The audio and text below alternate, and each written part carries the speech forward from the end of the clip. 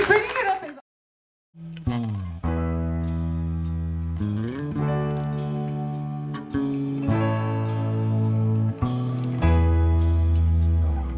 10-piece chicken has got me thinking that the biscuits and honey stole all my money. Get the 2-piece drum with the thigh meal. Tell you it's one hell of a deal. I'll get the tenders, fries, and a big milkshake, and I'll take you there on our first date. I'll get a butter spread to get out of my head. I'll get a famous bowl to get let you know. Yeah, put the griddle in the middle, hit the kettle a little, and turn the skillet on hot. Popcorn chicken, mustard, western, barbecue sauce. Dip a tangerine and become a boss. Yeah, well, I met a man in the state of Kentucky, and he said his life was biscuits and honey, and he said his name was Mr. Chicken. What it was, Colonel Sandals, finger leg. It was Kentucky Fried Chicken with the baked bean taters, corn pop gravy. There's nothing like fried cheese. Gonna get the 20-piece chicken that's all I've been thinking about. Mac and cheese with hot wings, no doubt. Put the grill in the middle of the kitchen, turn the skillet on hot. Popcorn chicken with the baked bean taters, coleslaw gravy. They are going crazy. Well, I met a man in the state of Kentucky, and he said his life was biscuits and honey, and he said his name was Mr. Chicken, but it was Colonel Sandals, finger licking. He was finger licking after eating the leg, finger licking after eating the breast, and I really hope to God that I'll have to tell you the rest. Kentucky Fried Chicken. What would you like to order, sir? 20-piece chicken. I don't know, what do I get? Baked bean tater, coleslaw gravy, you know that I'm going crazy. Fried chicken. What if I want to get a famous bowl? 20-piece chicken. Then you better make up your mind. You're messing with Colonel Sandals this time. Wait! You gotta get my name right. My name is Dr. Chicken of Kentucky Fried Living. Got the crispy Colonel sandwich. I'm taking advantage of the coleslaw baked bean gravy tater. Turn the biscuit a little and put the honey on top of a popcorn chicken. Put the gravy in my famous bowl, cause a bucket of chicken is all I know. Corn cob biscuit, baked bean tater. 20-piece chicken, I'll see you later. Corn cob biscuit, baked bean tater. It was a 20-piece chicken, I'll see you later.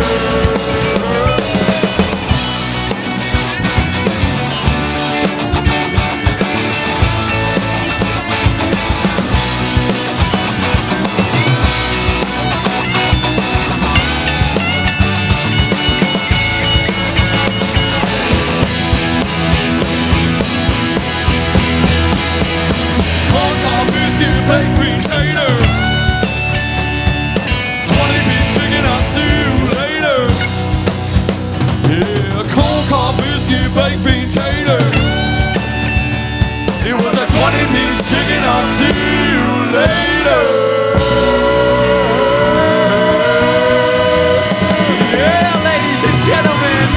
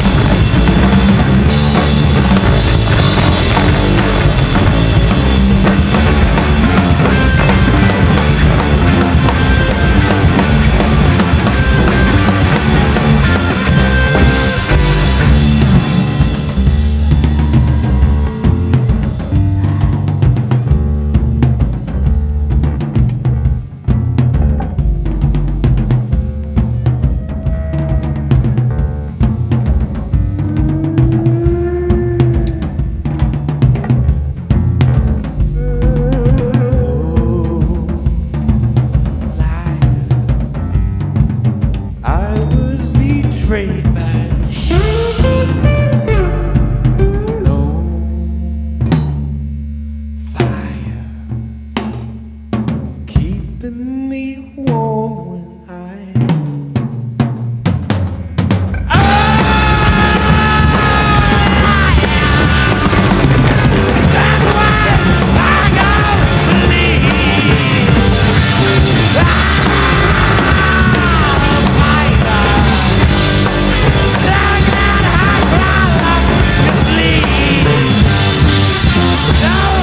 let her crawl up your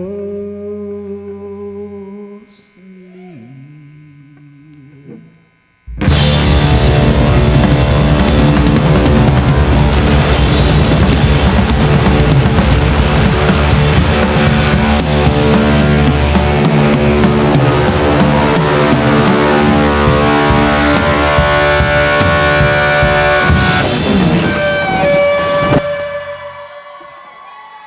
Thank you.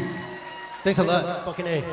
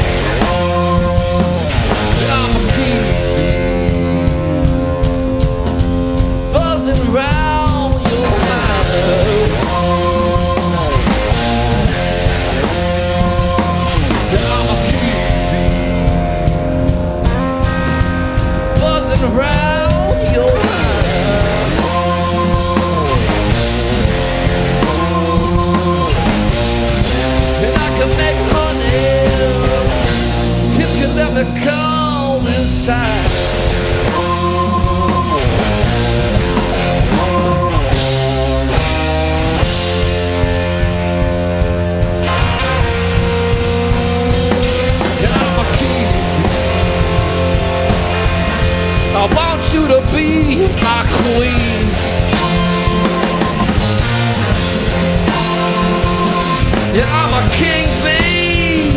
Yeah, I want you to be my queen. Oh, yeah. Together we can make honey like you ain't never seen, like you never see.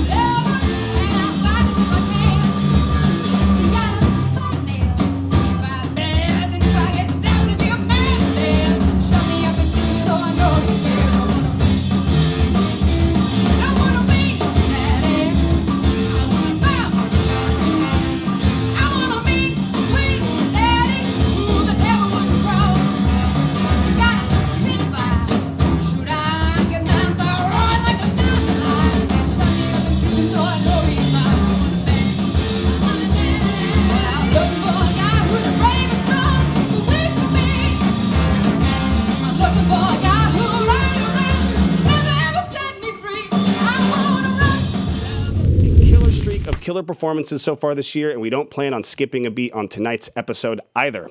Haunting, heavy, and another word that starts with H could only begin to describe the band that we have booked for the show this evening. Hot. Yeah, absolutely hot. There you go. We're not trying to make it that kind of show, but, you know, if the shoe fits. In lieu of the great two-piece bands that have come before them, whether it be Jack White's technical guitar wizardry behind Meg White's simplistic but precise rhythms, or Dan Auerbach's scuzzy blues riffs over Pat Carney's cutting break beats, or even the style and swagger and attack of previous guests on the show, The Parade Garden, this two-piece band has taken all that rock and roll, blues-infused foundation and flown it out of the atmosphere into the craters of the cosmos, bringing well-balanced weight that can only be found on the dark side of the moon. Now, I don't want you to think of Pink Floyd necessarily when tonight's act comes to mind, but both are fully capable of blowing your mind nonetheless. What I'm trying to say and tell you all tonight is that this is not a normal band coming your way. This is the good part, everybody, so strap in. I really took my time on this part. This is a goddamn freight train off the rails, conducted by a madman through snarling vocals and distorted riffs, all while being pushed along down the tracks by thunderous rhythms and pulsating grooves, playing with such precision, it would leave even the most seasoned musician impressed and in awe. And while I may not be seasoned, well, I do have some stank on me, I am in awe. And while I haven't confirmed this, rumor has it is that their band name came from the reactions of the crowd after watching them obliterate their live performance debut. Either way, that's my story, and I'm sticking to it, so guys, I hope you back me on this. Remove all and any projectile items from your immediate vicinity, because this band is about to make you cause some mass hysteria across your screens. And this evening, I don't want you throwing anything at the stage, so you've officially been warned. Put your beer cans away. Take all the caps off of them. It may not be a full moon anymore, as it was just a few days ago, but please join me in paying homage to the late, great godfather of heavy, Ozzy Osbourne, and bark at the moon one last time while we introduce to you your very special guest for this evening's episode of Talking Schmidt live at the Complex. The one, the only, Kevin Moan and the Howling, everybody. Let's go!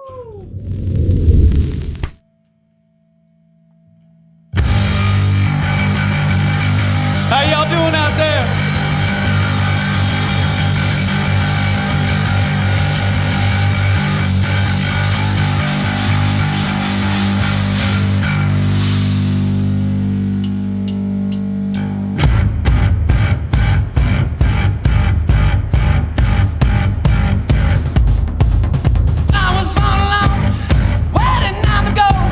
Now they've come to take me home. Them I love the most. Maybe I'm an animal.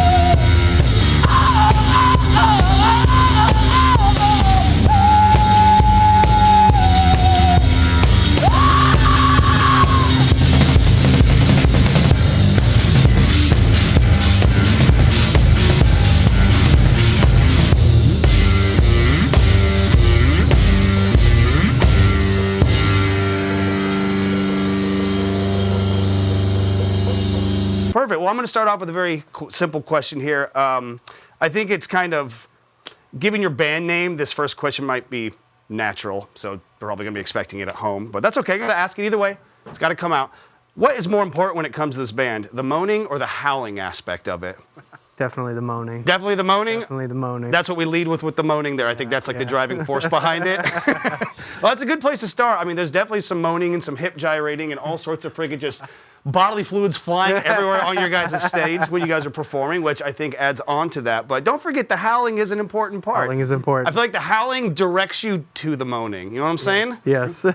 First shirt, you could have that. First one's free on the house. We're going to put that together. TalkingSchmidtLive.com is not a real thing, so don't go looking for it. But let's talk a little bit about the origins of this project. How did this come to be? Like, how did you guys meet? Tell us about how Kevin Moan and the Howling exists now. It started during COVID. Everything was shut down and couldn't really do anything. So I was just sitting in my rehearsal space one day and had a drum set, and I had that Fender cab that I have along with the orange guitar head. Nice setup, a solid setup. And I never put that combination together. And so one day I was just sitting in there and I put the orange head on top of the bass cabinet and I plugged my bass into it, and it was the gnarliest tone I've ever heard in my life. And then I sat down. I happened to be sitting on the drums, and I just started doing, like, hitting the kick drum and the hi-hat, and I was playing, and I was like, oh. There's something to this. I was like, this is starting to itch, pick at the scratch a little bit there. You're like, what is that? So then I just messed around with that for, a couple years, right? And then I got out, when things started opening up, I got out and started doing like open mics, like around the city. And it was really funny too, because I would show up at these open mics, and, open mics, it's like, people with like an acoustic guitar or something. Oh yeah, you never know who the mix is going to be going up after. It's like, I just went up after a flute solo, and they played 10 times better than I'm going to, unfortunately. So, but I was mixed nuts. I showed up with the full rig, like the full. Yes. And like I've done that too many times. And I would show up there and I'd be like, hey, so this is like, I would like show them like a video. I'd be like, this is what I'm doing. Like, is that cool? And they'd be like, sure. Yeah, the guy's just like, fine, I guess I could do 10 minutes of work. No, they'd be like, over. You get one song though. I'd be like, okay. Oh shit, okay. That's commitment right there though. That's mean. You had the vision. But I just had to, like, I was like, I don't know what this is. So, and then I went in the studio and recorded the first EP. Where did you record it at? Recorded at Trackworks Recording in South San Francisco. Okay. Justin Weiss's place. And because I wanted to record on tape.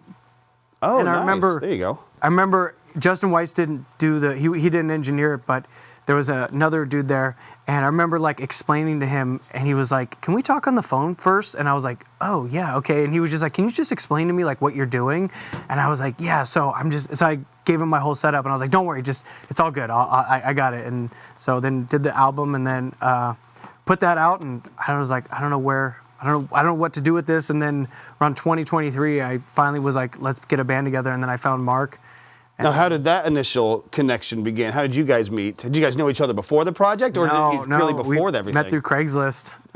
I swear to God, they need to be an official sponsor of not only this show, but the Bay Area music scene at large. Every other show, like, how'd you guys meet? Honestly, Craigslist. Yeah, Craigslist. And it's such an unforgotten or a forgotten gem nowadays. But like, that was the way to get so many things across the board of the Bay. So, and that started around what, 2023-ish? You said 23. Yeah. Yeah, and I remember I showed up at Mark's house in Oakland, and I said, hey, all right, hey man. And I said, all right, maybe like you can like learn a couple songs. And I've run through this a bunch of times before. Like, they're like, oh yeah, I'll learn a couple songs, and then you show up there. And they're like, so what are we playing? Yeah. Like, fuck. Come on, man, give me something to work with. But Mark really learned the songs. Like, he knew the songs. And I think we played Heavy Load and Call Me Death, and it was like that. Yeah, I mean, it was just like the first time I was like, holy shit. And we just started, and we had a guitar player, and then he had to leave the band. This next song is called Heavy Load.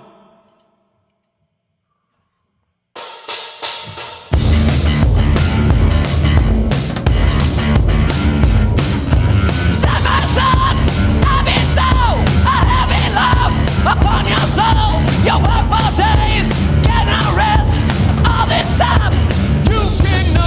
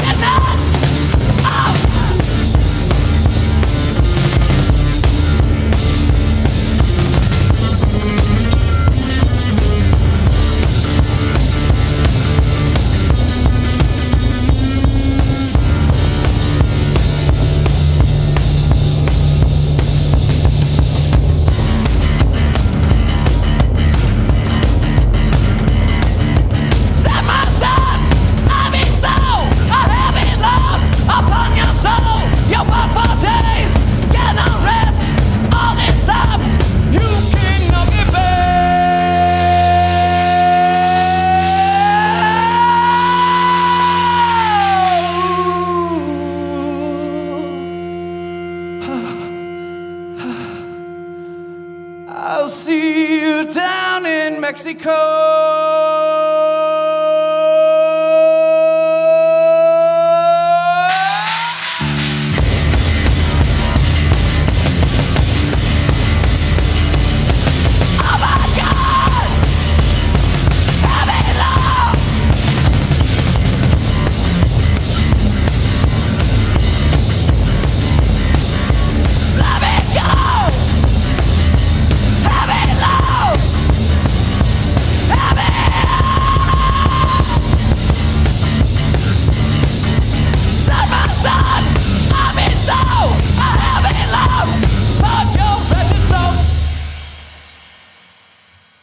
I think you guys are sounding absolutely incredible. I just laughed at myself halfway through that. Like right about the last 30 seconds of that song, I was like, it's ridiculous how good you fucking guys are. Like, you guys are so fucking hard hitting, and the riffs are just cutting, and I love everything about it. Tell us a little bit about that last song in particular. Well, that song is called Heavy Load. It's talking about working your ass off, feeling like you're going nowhere in life, and the lyrics are, said my son, I bestow a heavy load upon your soul.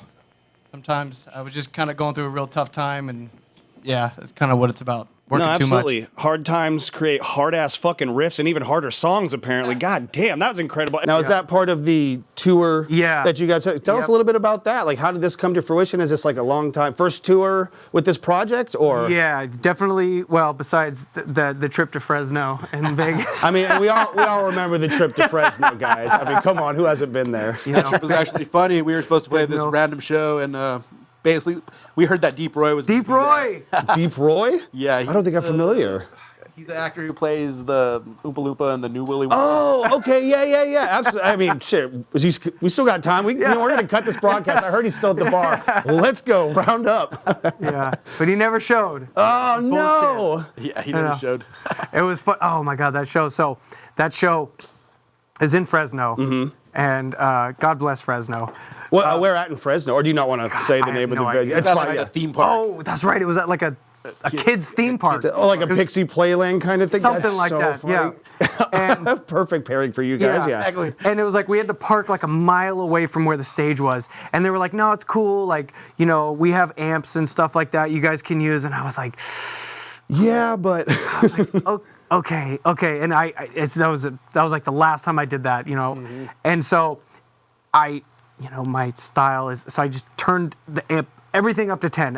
Everything up to 10. Maxed it out. And it sounded really cool for about 4 or 5 songs, and then the amp just died. Yeah, like I just blew out. I just fried the amp, and then I'm like looking at talking to the sound guy. He's like, "What happened?" I was like, "Dude, I think I fried the amp." He's like, "Okay, let me go find it, see if there's another amp." So I'm like, "Okay." So we're like standing up on the stage, and there's like a few people, but we were starting to get a little bit of a crowd. Yeah. A couple minutes goes by, and I look over, and the sound guy's like playing with a lightsaber, and he's just like, What an asshole! And I was like, "Hey, man!" Shit. And he looks over, and he's like. I guess we're gonna go a cappella the rest of the fucking night? That's crazy. Not only was he just not looking, but just like, look at this little toy. This is kind of cool, right? You're like, hey, buddy, we got fucking a thing. No, I played a show. Yeah, exactly. We're trying to, anyways. Here. Well, God bless Fresno. Don't let that be a sour on their a bad remark on their report card. There. Go give them some love. There could be some fun stuff out there in Fresno for you. So we've got a question from my brother Nicholas for you guys here. I think it's gonna rattle your brains and blow your minds. So please give it up for my brother Nicholas. He's got a little intro too, but Nick, take it away for a minute. Hey all down there in the beautiful Bay Area. This is Nick up here in the currently smoky city of Seattle. I want to say a quick thanks to my brother Jacob for having me back on Talking Schmidt Live at the Complex. And my question for the day is, with emerging bands in the past few years like Geese and Angie and Portrine, in your humble opinions, what artist or artists do you think will actually stand the test of time? Whose albums and songs will we be hearing on classic rock stations in 20 years? And do any artists come to mind that you think may have a later renaissance in life and greater acclaim, though currently may be viewed as underrated? That's my brother Nick, everybody. We're gonna get him to do the sideways camera. We're learning the angles still, but that's my brother Nicholas. And basically, he's curious to know, like, who currently right now do you think is going to be an artist that will stand the test of time and be, someone that looks back on like an AC/DC 20, 30, 40 years from now? Ooh. Like maybe any records in specific or just artists in general? Or do you think that the pool's kind of cooked right now in the opposite direction? I don't know. They're not really an emerging art, but I think like Ammo and the Sniffers. That's a great choice. Absolutely. Yeah. Very, very kind of like direct what they're doing. Like they're not really trying to hide anything, and they're not short of any frills either. Like they deliver the goods. But that's it's a solid punk band that's just going to keep pushing and pushing and doing new things too. Yeah, they're so good. I saw them. They played at the Fox Theater. Was it last year? It was awesome. They just hit like 45 minutes up on. It was so good. I love their last album. Yeah, that's me. And they have now been able to go into like more like dancey and kind of like even poppy numbers and stuff like that too. Like they could do no fucking wrong, that band. They're very locked in here. So I think that's an excellent answer. I think Animal will stick around for a long time and be able to go down as like a Misfits or something like that. Something they all look back and recant to. So what about you, Mark? Who would you say is a artist that you think is going to stand the test of time that's still kind of maybe emerging or been around for a couple years, but maybe no one like the Rolling Stones or something, but. Oh, man. Yeah, your brother mentioned Ann Jean, and I think they're really cool. It's not even so much like all the microtonal stuff that they do. It's just that they have such good grooves. Yeah, fair enough. And I will say this.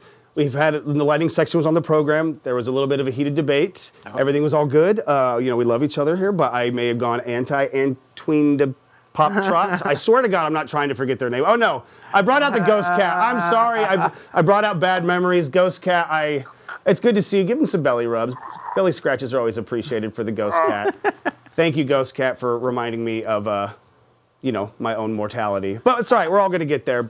But I will say that I have listened to their music a little bit more recently. And like you said, the microtonal stuff's okay, but I like King Gizzard, so I could get it from there. But they do have some deep grooves that have kind of caught me tapping my toe, and I'm like, all right, maybe they are chiseling away at my ice cold heart a little bit. So I need to dig in a little bit more on them. I should give them a fair shot. Antween, the Pop Trucks, I love you, and I hope you can come on the show sometime soon. Talk to me. We'll talk. You're in the DMs already for sure. But what about you, Mark? Who are some of the influences for you, like for this band, obviously, but like in general, like who are some of the guys that really kind of brought you into the realm of drumming you're in now? Oh, yeah, that's a good question. Back in 2017, I started just getting into like drums hardcore and taking lessons and stuff like that. But Thomas Pridgeon was a huge one for me. Hey, fucking high five, brother. He's my favorite Volta drummer, honestly. I love Bedlam and Goliath. That album is incredible. Its live stuff is insane. That's perfect. Who else, though, besides maybe Thomas Pridgeon, inspired you there? Oh, yeah. Definitely. This is like a little known fact about me, but I used to play in a band with the drummer Mike Cosgrove from Alien Ant Farm. Oh, really? How the hell did that happen? Just circumstance? Yeah, it was kind of like the band I was playing in. We were like from Texas, and one day they met at South by Southwest. Kind of just talked there, and then eventually they literally went to his house in Riverside, knocked on the door, and were like, "We want you to produce our album." Oh shit! Okay. He was like, "All right." So that story unfolded, and then later on, our singer of that band in Texas wrote a bunch of songs with another singer. Mike Cosgrove also produced. They started demoing songs together, and then Cosgrove liked them, and he was like, "Hey, is it cool if I play drums in your band?" And then Mike was like, "Yeah, of course." Are you? Yeah. Let me see real quick. Holy shit! Yeah, go right ahead. That sounds great. I think we can make that work. So just being able to play with him was like being in the same room and playing guitar next to him was like eye-opening. Just watching him. It's just a masterclass in being front and present for it, and just being like, it's insane what you're capable of doing, and just soaking that up. I mean, that's for sure all the bands that we played with growing up in my days too, like bands like the Ironheart and Bully West, like their styles. I'm just like, damn, this is the shit that I want to be doing. And then of course you make it my own. When it comes to writing your music though, is there like a running theme or line through all of your songs, or is each song kind of its own story to tell, so to speak? Because there's a lot of like imagery, and like there is definitely like a theme I feel like that comes with it, not in like a Disney Channel or like a theme park way, but there is an aesthetic, maybe that'd be a better word for it, that fits with it. Is that part of like a underlying story, or is, like I said, just each song just kind of comes up and that's how it is? Yeah, it kind of just comes up and that's how it is. I try not to overthink it. Smart move. When writing, it's very not sophisticated. There's nothing wrong with that. Yeah, absolutely. I literally just sit down on the drums like I did when I first, like in 2020, and I'll just, hit the bass drum and I'll find a groove, I'll find a riff or something, and then I'll just start like trying to find a melody, and then I really don't like writing because same. I feel you. Yeah, because like if I do that, if I just sit down and try to like write, it's like True Blue Shoe. What are you gonna do? I love you. You know, it's and then you read it back to yourself, and you're like, I am a fucking hack. This is awful. But then that's definitely a big problem because that's why I don't really write too much as well. But it's like for us, we're not trying to be songwriters. We're just trying to be like, I just want to play songs. But there is like you have to do one to do the other, so to speak, unless you're doing covers. But like, I think that's always with me, and I feel that relates to this. What you're saying here is it's like I'm not in it to write like the next Beatles great song. I just want to write something that when I play, I have a good time playing. And like that's the end result. It's like what I'm gonna do with the instrument in my hands, so to speak. So. Well, some of the songs definitely they end up taking on a meaning that I didn't really even know. But it's like I just use my phone and I set my phone down and I just kind of just let myself like let the words kind of come out. Yeah. And then I like to go on like long walks and stuff, and then I'll listen to it. And then I like to write, like I'll talk into my phone while I'm walking or if I'm like running or something like that. Mm-hmm. And then it's just kind of this process of like, I'm like, okay, that's cool. And then I go back to this, and I sit down and I play and I record it. And then it's like it just, eventually the song just, it's like you're chipping away at something. Yeah. And like the word, it's like the song already existed. Yeah, exactly. You're just kind of willing it, and you're just the vessel to kind of will it into existence a little bit. I think that's beautiful. I think that happens to a lot of people, and that's like part of the magic. I mean, just the ability to be in a room with, I mean, obviously it's a 2-piece band, but like 3, 4, 5, 10-piece band, and be able to all lock in and just have this like synchronous like unity is such an important part of the music. It's just coming from somewhere. We don't know where this magic's happening, but it definitely, it's how you get Paul McCartney waking up going, scrambled eggs, and then writes one of the most amazing, heartbreaking songs of all fucking time. So it's got to come from somewhere. So wherever it is coming from, we appreciate you, the music deity, the muse to us all. All right, this will be our last song for the evening. This song's about hope.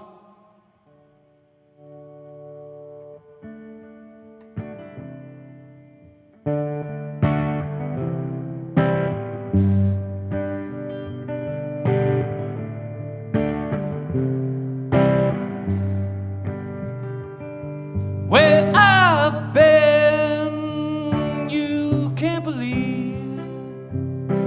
Oh, just wait and see. Way down before,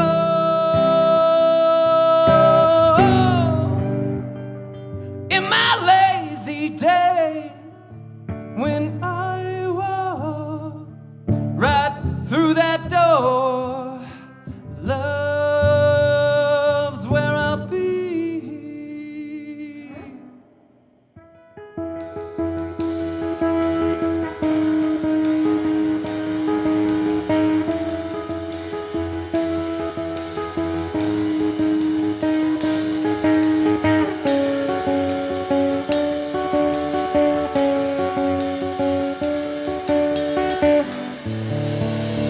I had my chance and I took it, boy. And I was waiting for that man to come my way. And I never gave in and I never lost control. And I knew someday I'd have to make it on my own.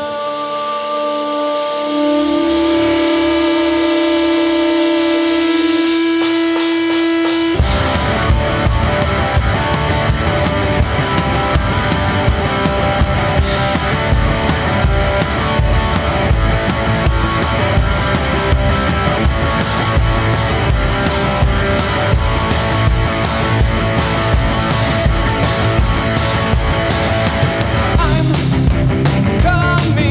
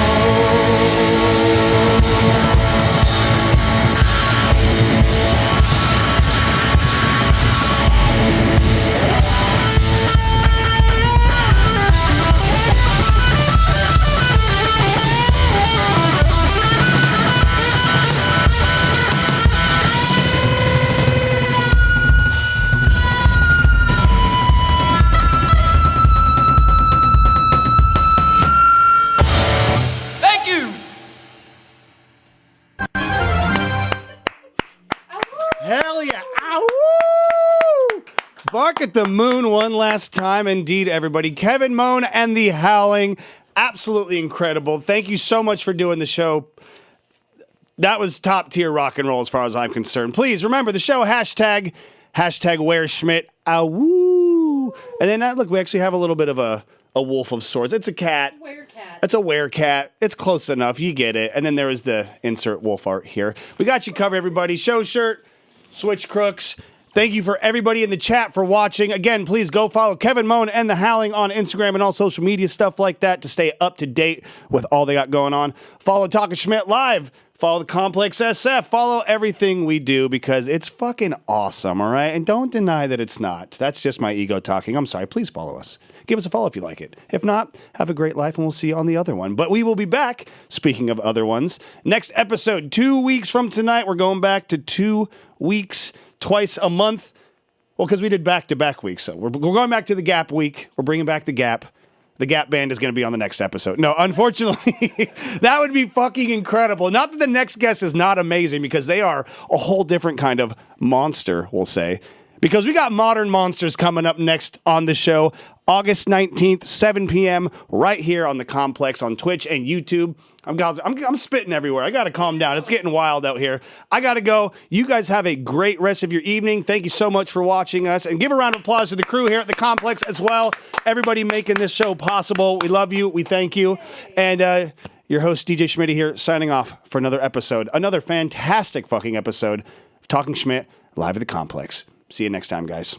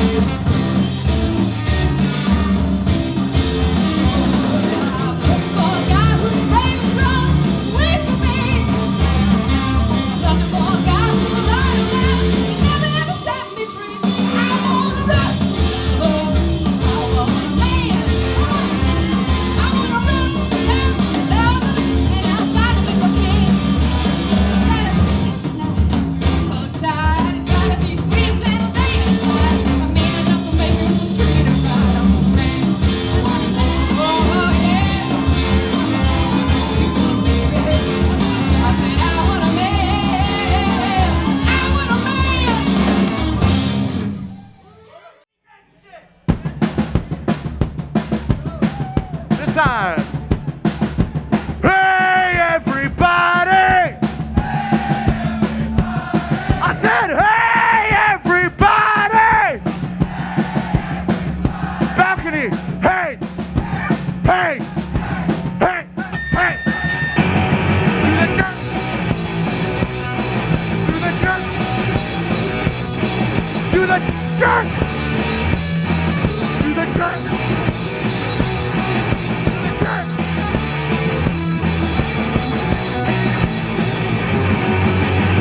Everybody, I got a new dance. Slide your feet to the left, slide your feet to the right. Throw your arms, jump around. To the church, to the church, to the church, to the church.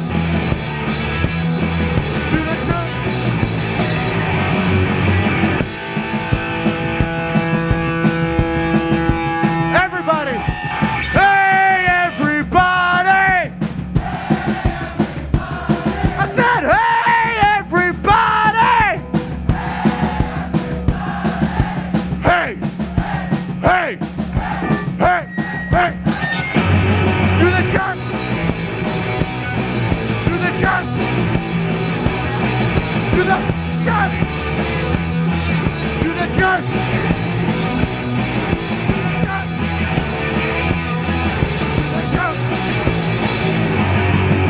Ooh, ooh, woo!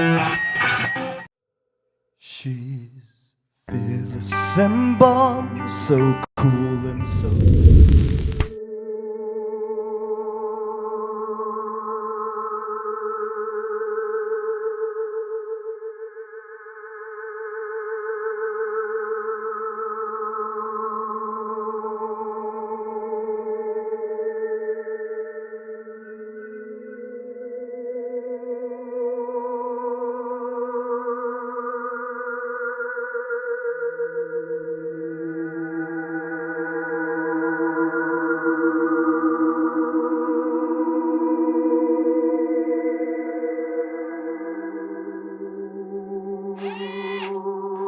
Guitars, guitars, guitars.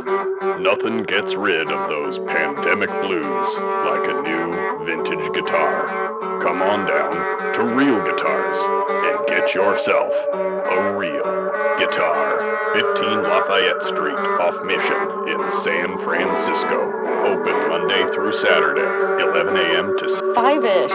realguitars.com. On Instagram at Real Guitars.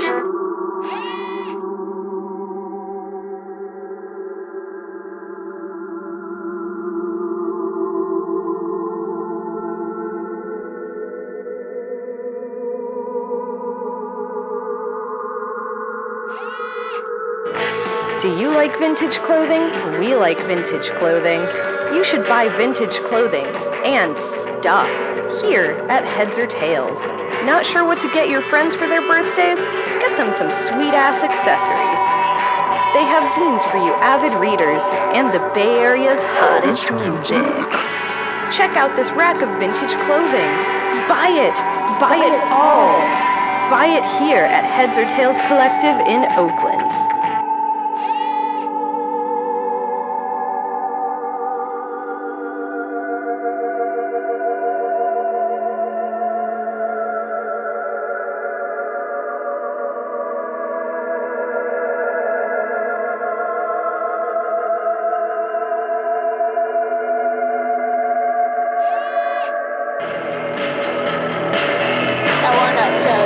My favorite chicken place. Every time you go, you see a familiar face. When I go, I get my fix. They got fried chicken and drumsticks.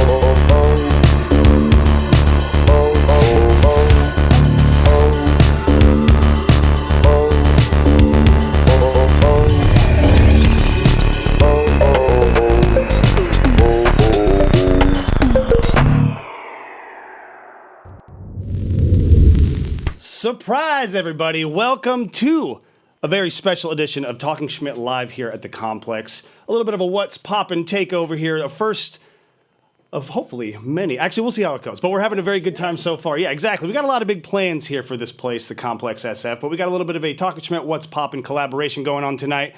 As you normally know, on a Monday evening, we give you all the details about what's poppin' in the Bay Area. We'll get to that in a little bit, but for right now, let me just start by saying thank you for joining us. If you don't know me, I am DJ Schmidt. I host Talking Schmidt Live here on the Complex SF as well. We just had an episode last Wednesday with Kevin Moan and the Howling, so give it up for them. They were absolutely incredible. Incredible band. I highly recommend you go check them out. And we also do a little thing of nostalgia here by trying to keep the hashtag alive. I know social media experts keep telling us that the hashtag is dead and there's no point in using them anymore, but we're officially going to deny that adamantly and just stubbornly barrel forward as we have a show hashtag tonight, which may come to make sense in due time. But for right now, we got Peanut Butter and Schmitty going on here for the one and only Bone Thistle on the episode with the, in little parentheses there, yummo. Who doesn't like a peanut butter and jelly sandwich?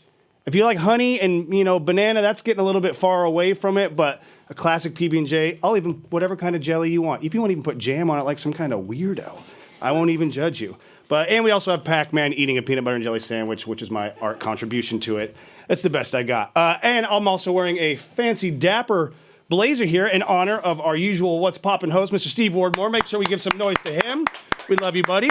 Unfortunately, he could not be here tonight. We'll get into that in a little bit. But as also another show tradition here, we like to showcase usually local band T-shirts here on the program because there's so many fine band T-shirts floating around. But it was laundry day, and I forgot that I had to make sure I have a nice shirt for tonight. But in honor of it, a little System of a Down from the one-off San Francisco System of a Down fest they did last year, like 2 years ago. It was them, Viagra Boys, Deftones, Mars Volta. It was absolutely incredible. That was a really, really fun show to see, and I'll have to show you the backside of it for the interview.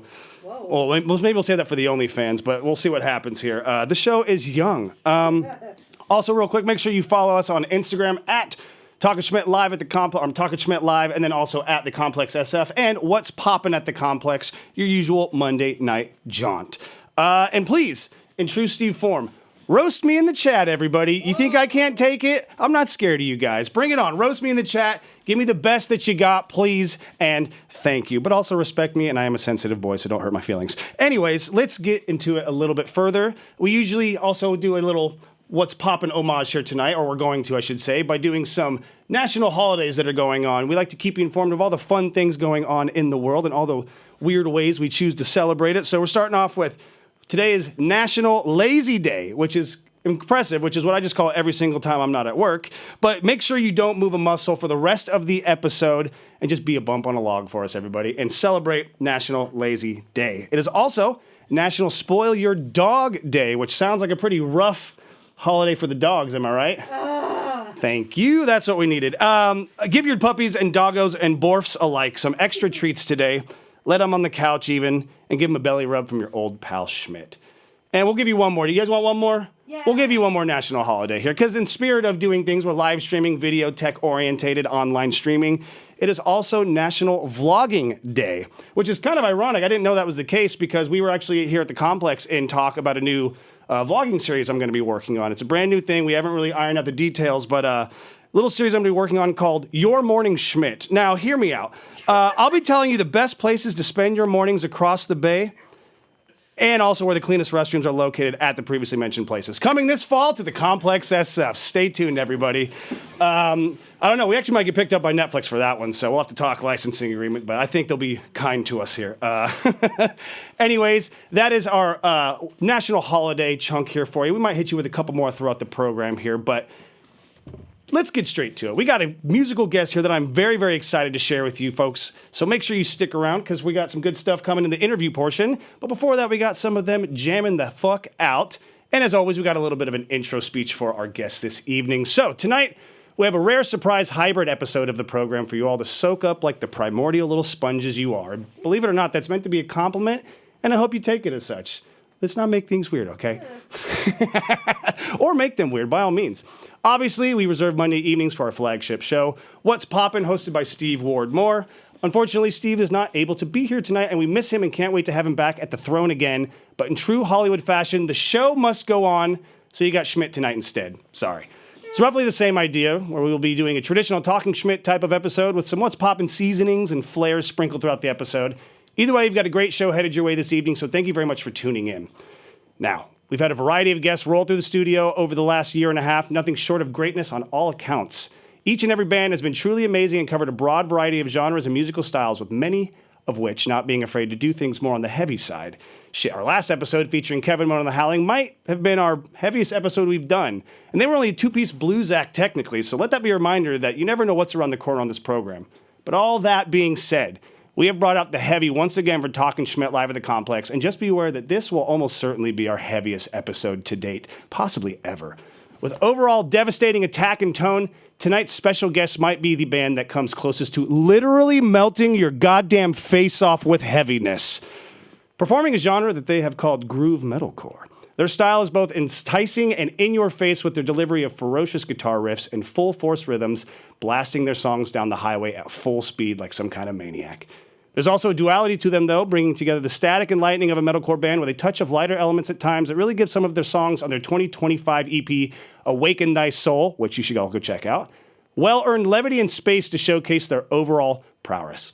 Now, I'm not exactly sure where this band calls home, but after listening to some of their tracks, I'm going to guess that they come from the deepest caverns of hell, engulfed in the scorching flames of despair while the screams of the wretched fill the cavernous hollows that consume the underbelly of the underworld itself, and emphasizing the despair we face in our mundane, everyday lives. Or they might be from fucking Emeryville or Alameda or some other place. That's cool, equally cool. But we will get to all of that during the interview portion, so make sure you stay tuned for that, everybody. If you have earplugs, go ahead and take them out of their packaging and throw them directly in the trash. This is a live stream, stupid. Just turn the volume down. Damn, do I have to tell you how to do everything? Yes. Well, that's what I'm here for. Let us hope your neck vertebrae. You know what I did? I'm using the little thing here, and I messed up the last, there we go. Let us hope our neck vertebrae are in alignment for tonight, because the headbanging that's about to ensue could potentially change your life, for better or for worse. Make some goddamn noise for the one, the only, Bone Thistle in the house, everybody.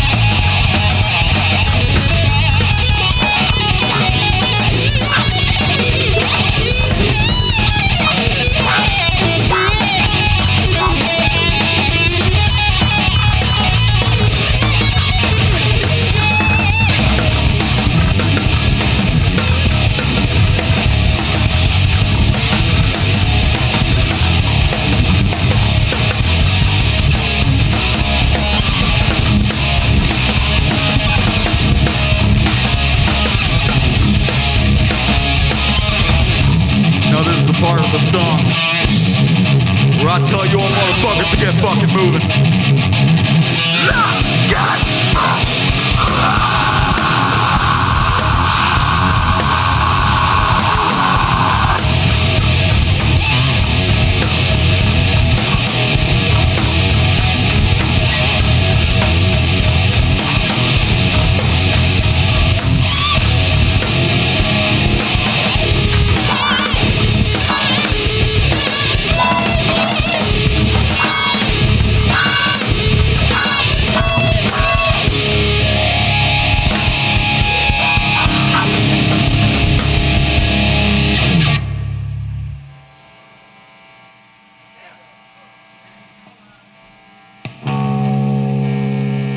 Start pushing this again. Come on.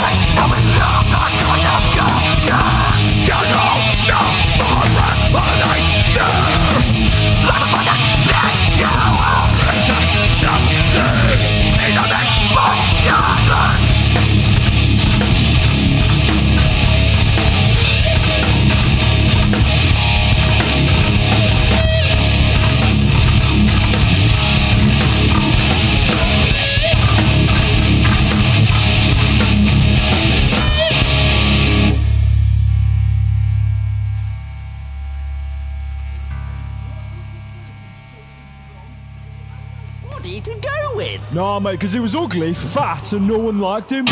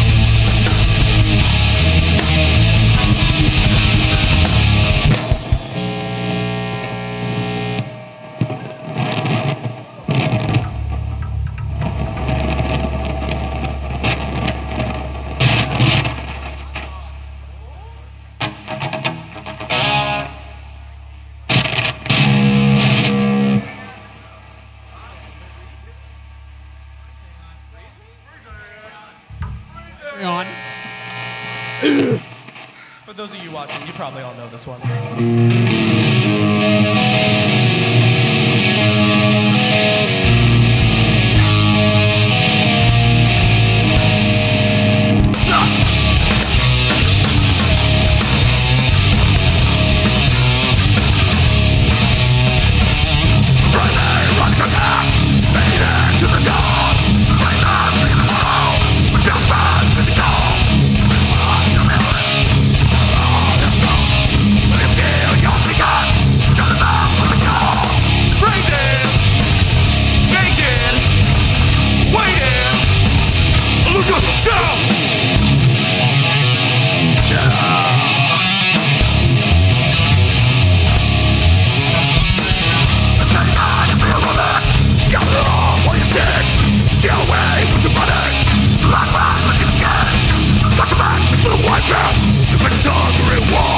Real fears with a beat up.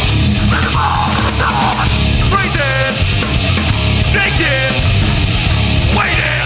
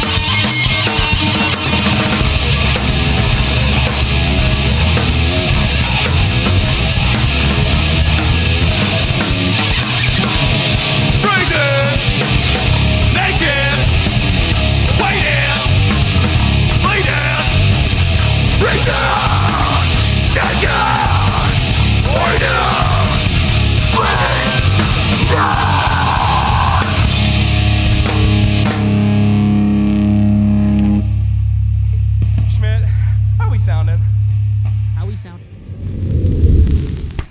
I think you're sounding heavier than a goddamn dumbbell, brother. That is some fucking intense.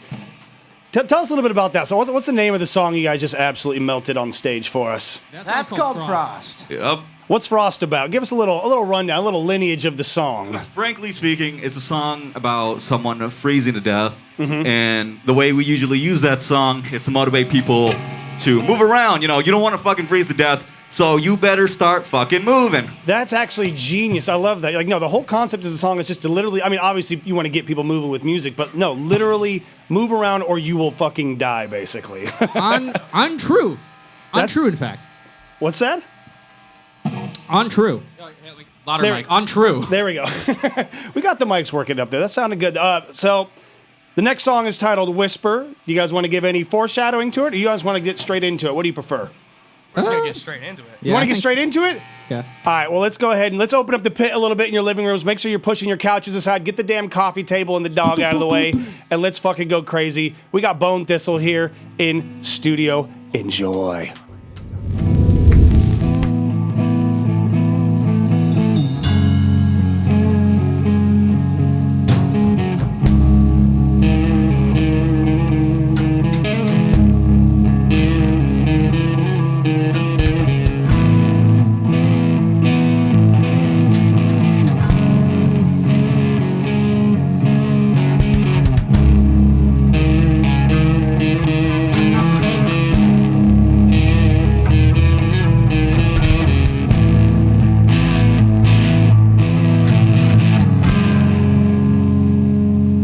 So what shall it be? Do you join the Unity, or do you die here?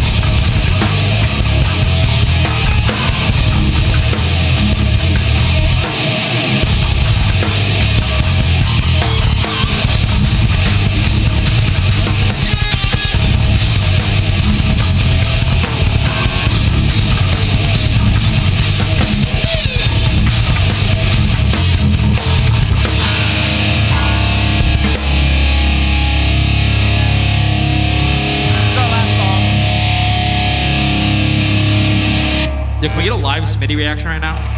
Live Schmitty reaction, anyone? Live Schmitty reaction. Oh! Somebody rang. I need a little break. No problem. First of all, let me just say that was some like crazy Sepultura fucking drumming going on in the background right there, brother. That is Abe in the back. That was absolutely incredible. I'm gonna say maybe they might be a little bit of an influence on you back there on the kit, on the skins. Surprisingly not. Really? No. Okay. Who would you say is probably the biggest pursuer or the pusher of your drumming? Either Joey Jordison or Jackson from Pete Danger. Fair enough. Honestly, I'm gonna go Joey on that one. I grew up I was at the very first Mayhem Fest and got to see him with the whole rig spinning and rotating and everything like that, and it was just blew my absolute freaking mind. So, can I get my vocals up a little bit? This is as per Felix. Oh, absolutely. There you go. Hey, there we go. Perfect. All right. Well, I think you said you got one more song left. You guys want to tell us what that song is, or do you want to again leave them in suspense? Fuck them. The song is called Wings. Don't exactly know what it is about, but the lyrics sound cool. Before we start, can I get my vocals a little bit up, a tiny bit up? the song's about Red Bull. Seems like someone Because it's wants about to wings. It's funny. Oh, yeah. Hold on, wait. I You gotta guys do don't one like time. Red I gotta do Bull? one time. Wait a minute. I'm rubbing peanut butter on my cock. I get execution for this guy right here. Jesus fucking Christ. Application Fuckers for a new roast drummer. me. That was amazing, man. Fuck I you. love a left field. 2 hours of Tool. We're gonna play Lateralis for 35 minutes, which I wouldn't be opposed to. That's a great song. Nothing wrong with it. All right, then. All right, let's Are we get right ready? back to it. We got Bone Thistle. We got Jellybones booking coming up in a little bit as well. We got a stacked lineup, everybody. What's poppin'? Talking Schmidt, the collaboration you've been waiting for. Let's send it back to the band. Bone Thistle, right here for your enjoyment. Let's do this shit.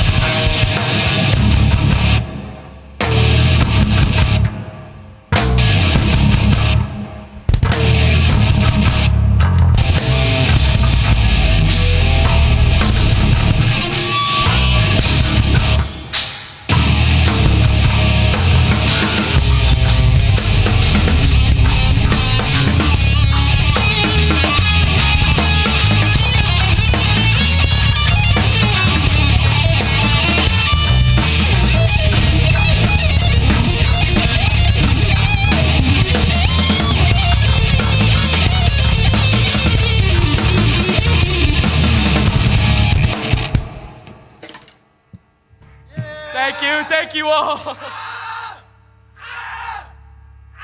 Oh, yeah.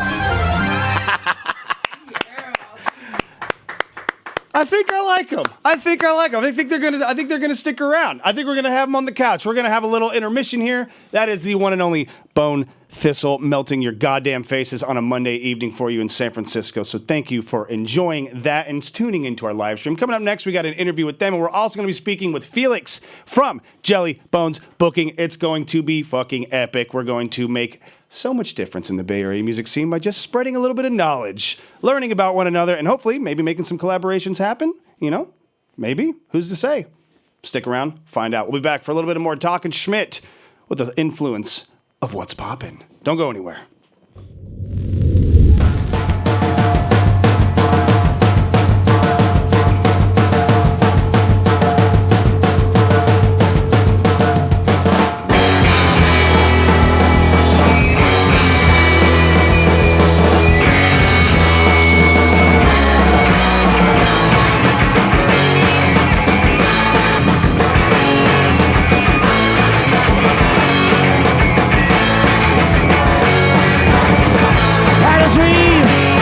Night, you were there in the light. I was down, run around, searching for the next underground. Now you see me, now you go. Say the code, no war. What was up, must come down with the count 5, 4, 3, 2, 1. This man will self-destruct into minus. This man will self-destruct into minus.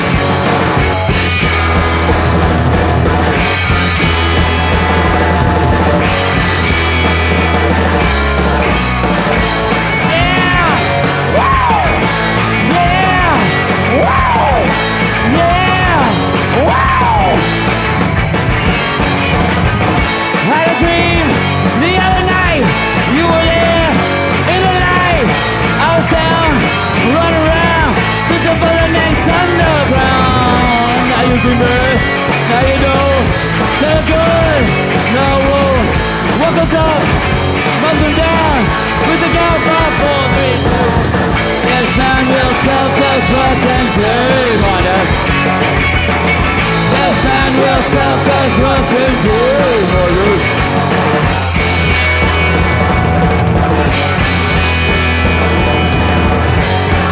I never thought I'd reach out to you. I thought I showed up like a super. No one's gone.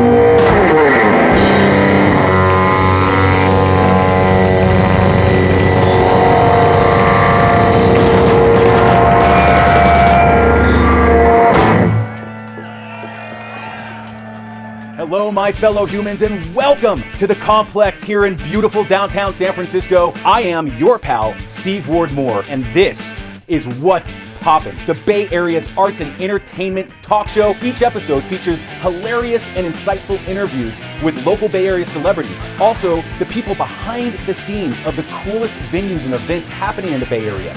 We have a brand new house band that comes in to perform live for us right here and for you at home on your devices. Join us every other Monday, twitch.tv/thecomplexsf. Be a part of the revolution, be a part of the family, and you never know who's gonna stop by the studio over here.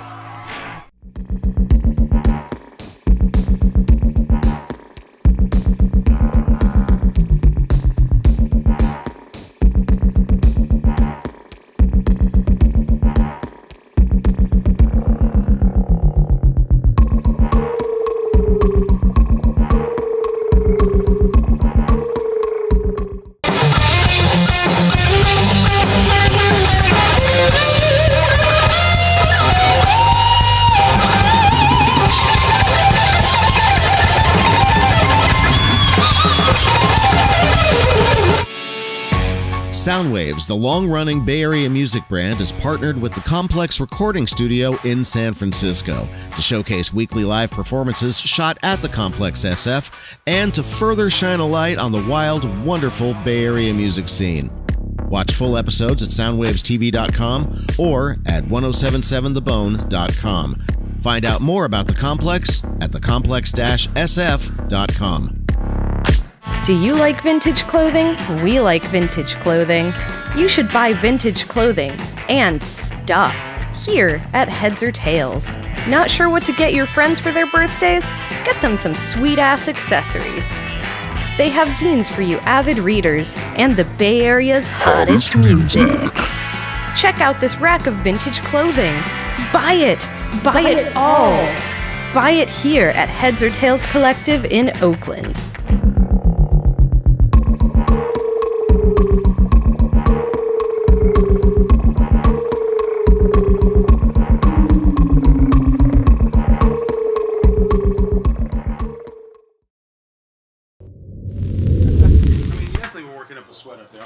Yeah. Hey, well, we are live, everybody. Welcome back to the program. You are watching. Whoa. We're gonna make sure the lavaliers are working. Technical stuff, you know how it goes. Oh, my battery is red. And we're gonna turn it back on. There's a mute button on the side you can press. That's probably, I'm pressing mute buttons. Guys, I'm not the tech savvy genius I play to be. I know I'm wearing a blazer and I look like I could pass one in probably some horrible HBO show, but I know nothing of technology. But you know what I do know is good music and our guests on the couch. We got Bone Thistle here in true fashion and joining us as well. Hello. The one and only Felix from Jellybones Booking. Give him a round of applause, everybody. Make some noise here in the studio. Close to my mic. Exactly. I want to make sure you get right up on the microphone. They love that up there. But as we had mentioned, this was going to do a What's Poppin' episode, and we had you previously booked on that show, and we figured, you know, what the hell? Why not keep the show going, keep Hollywood alive, and keep the dream alive? So we're very happy to have y'all on the couch. How y'all enjoying the studio so far? It's awesome. Yeah? Fucking amazing. Yeah, I'm having a great time, honestly. You guys, y'all look like you're having a pretty cozy time. How about you there laying around, Abe? How you feeling? I'm feeling pretty Abe. Pretty Abe about it. I like that. I like that. I think, well, real quick while we're here, obviously, this is Abe. He's like, that lasted as long as it could. Yeah, I was honestly, too sweaty. It's gonna last a little longer. No, honestly, I'm impressed. That was a pretty good run. That's, hold on. That's tenacity right there, everybody, as we're getting this situated here. Look at you. Look at him. He's perfect. He's got it. He's finding it. Sorry, you see full ass. Yeah. Brown. The woes of being a drummer, everybody. Jankum? There we go. While we got you here, let's go ahead and do a quick rundown. Why don't you introduce yourselves and maybe do a little, you know, what you do in their band or what you're doing with the project or what you're here for. Hello, I am Max, and I am the vocalist of the band. Yes. I'm Silvio. I'm the guitarist and main riff creator. Do I go? My name is Abe. I play drums. Yes, you do, sir. I play drums. I'm Little Abe. Yeah. Which means this would be... I'm Abe Sr. I play bass and talk shit. I love it. Absolutely. I do say, I saw your Instagram bio, and you're like, fucking... Who plays with a pick, goddammit? And I was like, that is... Picks are for dicks, play fingerstyle. Thank you, that's what it was. Picks are for dicks. I lost the lineage there. And Felix, why don't you tell us who you are here? I am Felix of Jellybones Booking. I book shows, markets, events of all kind in the Bay and Santa Rosa. Oh, okay. Are you primarily based out of like San Francisco Bay Area, or is Santa Rosa maybe more the starting point for you? Santa Rosa was a starting point, but I'm definitely based out here a lot more. No, absolutely. There's just a lot. I mean, Santa Rosa and Sonoma County has a lot of really cool stuff going on out there, but to really cut your teeth, I feel like you got to have some shows out here in the Bay. The Bay Area proper will say, no offense, Santa Rosa, we love you, but you know, competing with San Francisco, nice try. Oakland's been trying to do that for years, and I think they might be winning actually. Oakland's pretty good, yeah. Oakland's amazing, one of the best. Not that we don't love San Francisco and everything about it, right? San Francisco gods, but Oakland's absolutely crushing it right now. So let's get to some questions. My first question is just a bit of a personal one, so feel free to take it as you will. Do you think I should get a cat? Yes. Yes. Why do you think I should get a cat? I'm kind of on the fence with it, but I don't think I'm supposed to have them on my lease. But you know, what my landlord doesn't know won't hurt him. But what's the good reason for it? Is it just for the pure anarchy or for the love? Or I also have a cat. I have a cat that's big and fat. So we got some cat. Honestly, cats are meant to be big and fat. I'm sorry. That's the whole point of it. It's a nice little chonky boy that you have to strain when you pick like a up. circle. I got a fat cat. My cat is like big. I have a big ass cat. Insane. I mean, Garfield is an orange tabby as well. I see. Ghost Cat. Yay! Ghost Cat, we are not worthy. We are not worthy, Ghost Cat. What? So that is our Ghost Cat. That is our in-resident Ghost Cat that likes to come in and get some belly rubs and everything. How you doing, baby? Oh my God. Ghost Cat's a loving creature here and is very happy to be accommodating, and will probably make some appearances as need be. So we love you, Ghost Cat. We'll see you in a little bit. So I think the consensus is that I definitely should get a cat. Yes. Are you guys more cat persons, dog persons? Is there any differentiate? Do you differentiate between the two, or cat person? I lean more into cat, though. I'm a full-on animal lover. Okay, that's fair though. I like cats more than I like dogs because when I was a little kid, I got chased by a pit bull, and it scarred me for life. 100%. No, I still have a memory of, not to get too graphic here, but peeing my pants because I came around a corner and a dog just full tail like a Rottweiler out of nowhere just started chasing me for like a quarter mile. Yeah, I was probably like 10 years old. It was terrifying. So I don't blame you, but cats are full of sharp things, and that's another aspect you really got to consider because cats can fuck you up just as much as a dog can. That's true. 100% here. So my first question is going to be pointed towards the band here, which is how did this project originate? Like, how did it start? What is the lineage? How did you meet? I guess I'll start with this. We'll start with the name. The name. Perfect. I was in kindergarten, and I was with two of my really close friends back then, and we were like, if we ever have a band together, it's gonna be called Bone Thistle.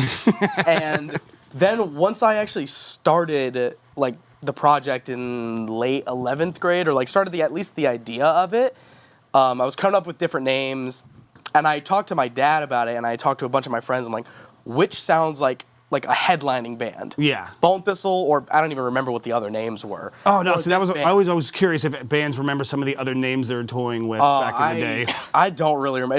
It's been so long. Solidified for so long. You guys are Bone Thistle through and through. Yeah, exactly. Fair enough. But everybody else told me it was like I'd rather go see Bone Thistle than whatever the other band. Yeah, exactly. Like the Creep Crawlies or whatever the hell it was. Right. Which honestly, I don't know. Maybe Creeper Crawlers could be kind of cool. A good Misfits cover band or something like that. And Felix, what is your association with it? How did you meet the boys in Bone Thistle? Oh my God, it was the first. I think the first show I met them at, I started out vending and selling my art. Okay. But it was at the Toxic Beach show. Was it? It was the Toxic Beach show. I thought it was Stay Gold. That show was like no one was there. It was Toxic Beach. There. Yeah, no, it was a small group of people, but I met you guys there, and then it just kind of went from there. We started just talking. No offense, I do not remember you being at that show. I was there. I was there. Fever dream. You're like, I'm here now, so clearly there was a connection that was made. I remember playing my big ass puffer jacket that day. It was so cold. Dude, my fingers were frozen. It was That's the worst, having to play when it's that frozen outside. Never playing that venue. No, I played up in Tahoe National Forest one time at like midnight, and it was so cold to the point to where everyone had every single article of clothing they brought.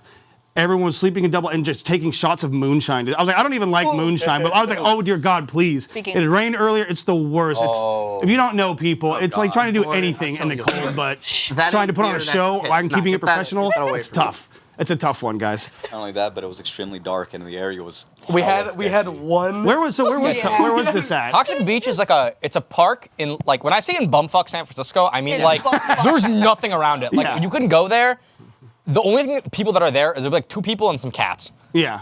Every time. What's the beach Warm Water even Cove called? is It's called name. Warm Water Cove. Warm Water Cove, yeah. Thank you, senior. Bumfuck nowhere, no one there, freezing cold on Yeah. a Tuesday. Good graffiti wall though. Good graffiti wall. Okay, that's a good backdrop at least. That's true. Yeah, that's I remember nice. there being a tiny but like kind of long, just like LED strip that like you'd like tape to your ceiling. Oh yeah, yeah. In front of us, and it was Yeah. like green. You could barely Funny. fucking see it. That was my. That was you? That was my.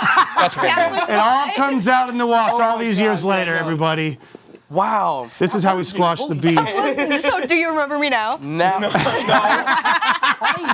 I remember the LED strip, and if you were responsible for it, you know, I'll give you some wiggle room there. There at some point. That's too funny. And so, when, like, what time frame? When did the band start? Like, how long has Bone Thistle been around for? Realistically, about to be 2 years in November.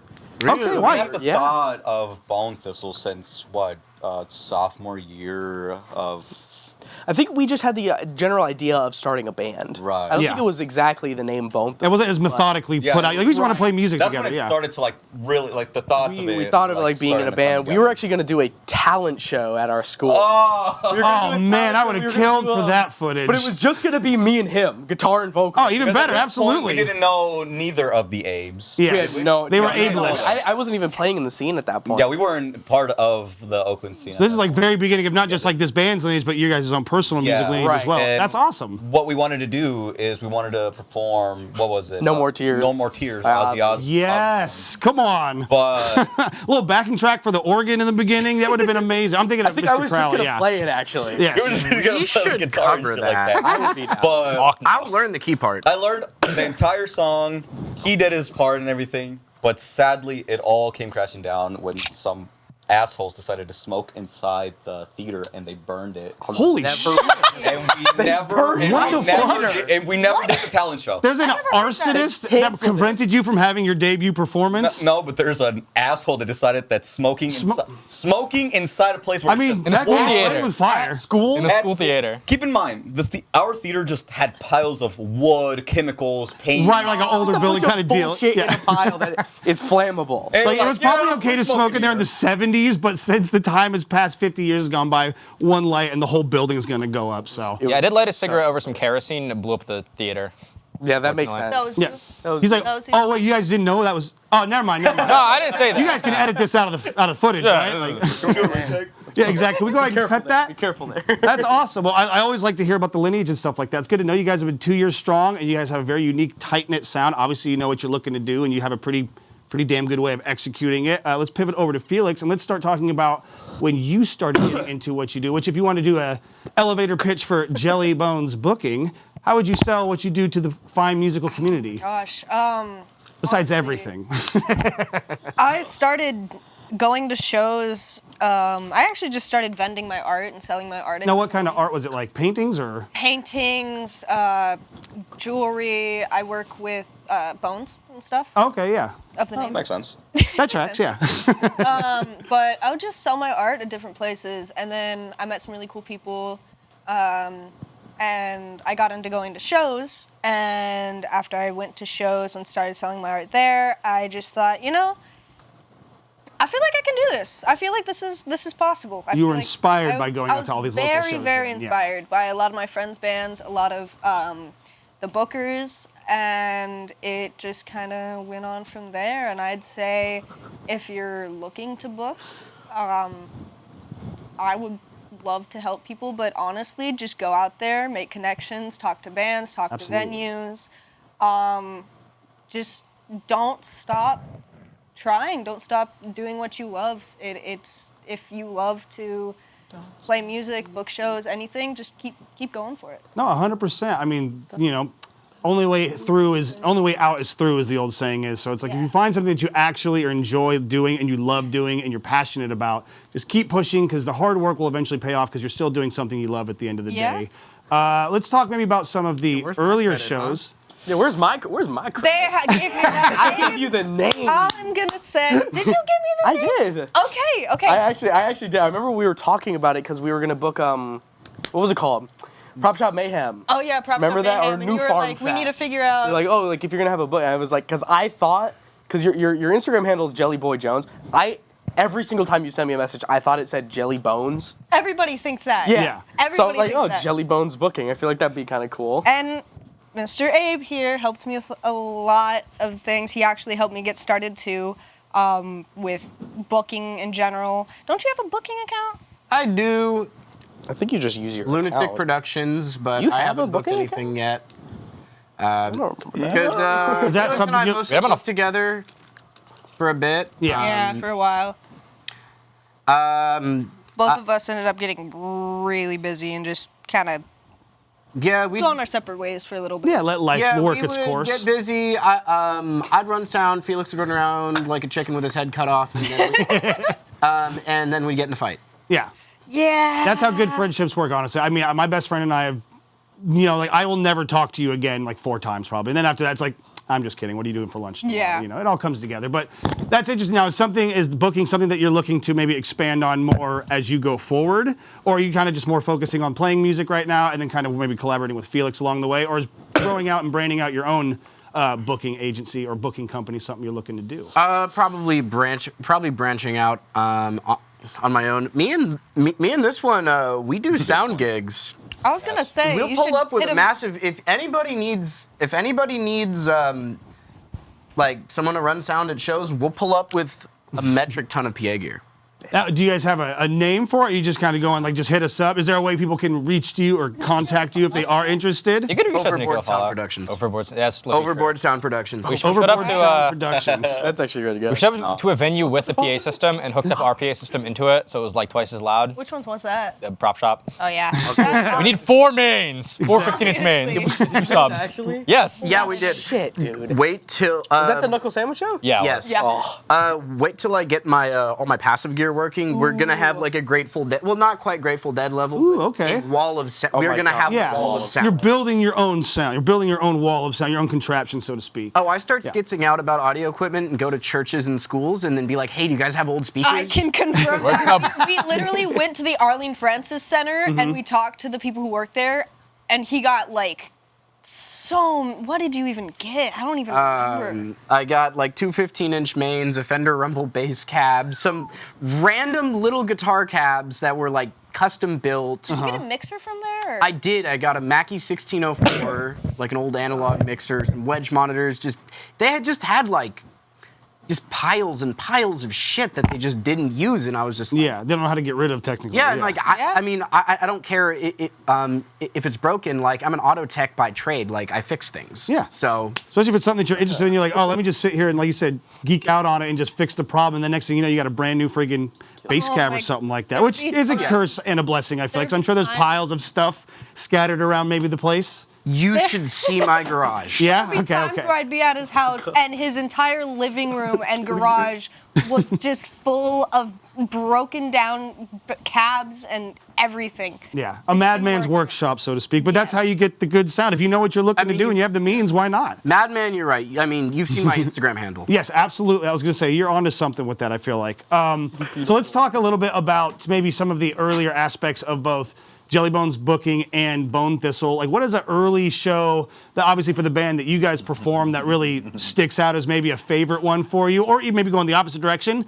one of your least favorite shows here? And Felix, what about you? What would be a show that you feel like an early show that you started putting on, maybe one of your first shows that maybe made you go, there might be something more to this. Like, I like what I'm doing. Like, I should continue on down this path. So, open question for the room here. Do we want to start with the worst or the best? Worst. The worst gig? Worst gig? Yeah, we'll start with Which the one are we worst gonna gig and we say? can end on a What are light you note. thinking? I'm Which one are you thinking- thinking?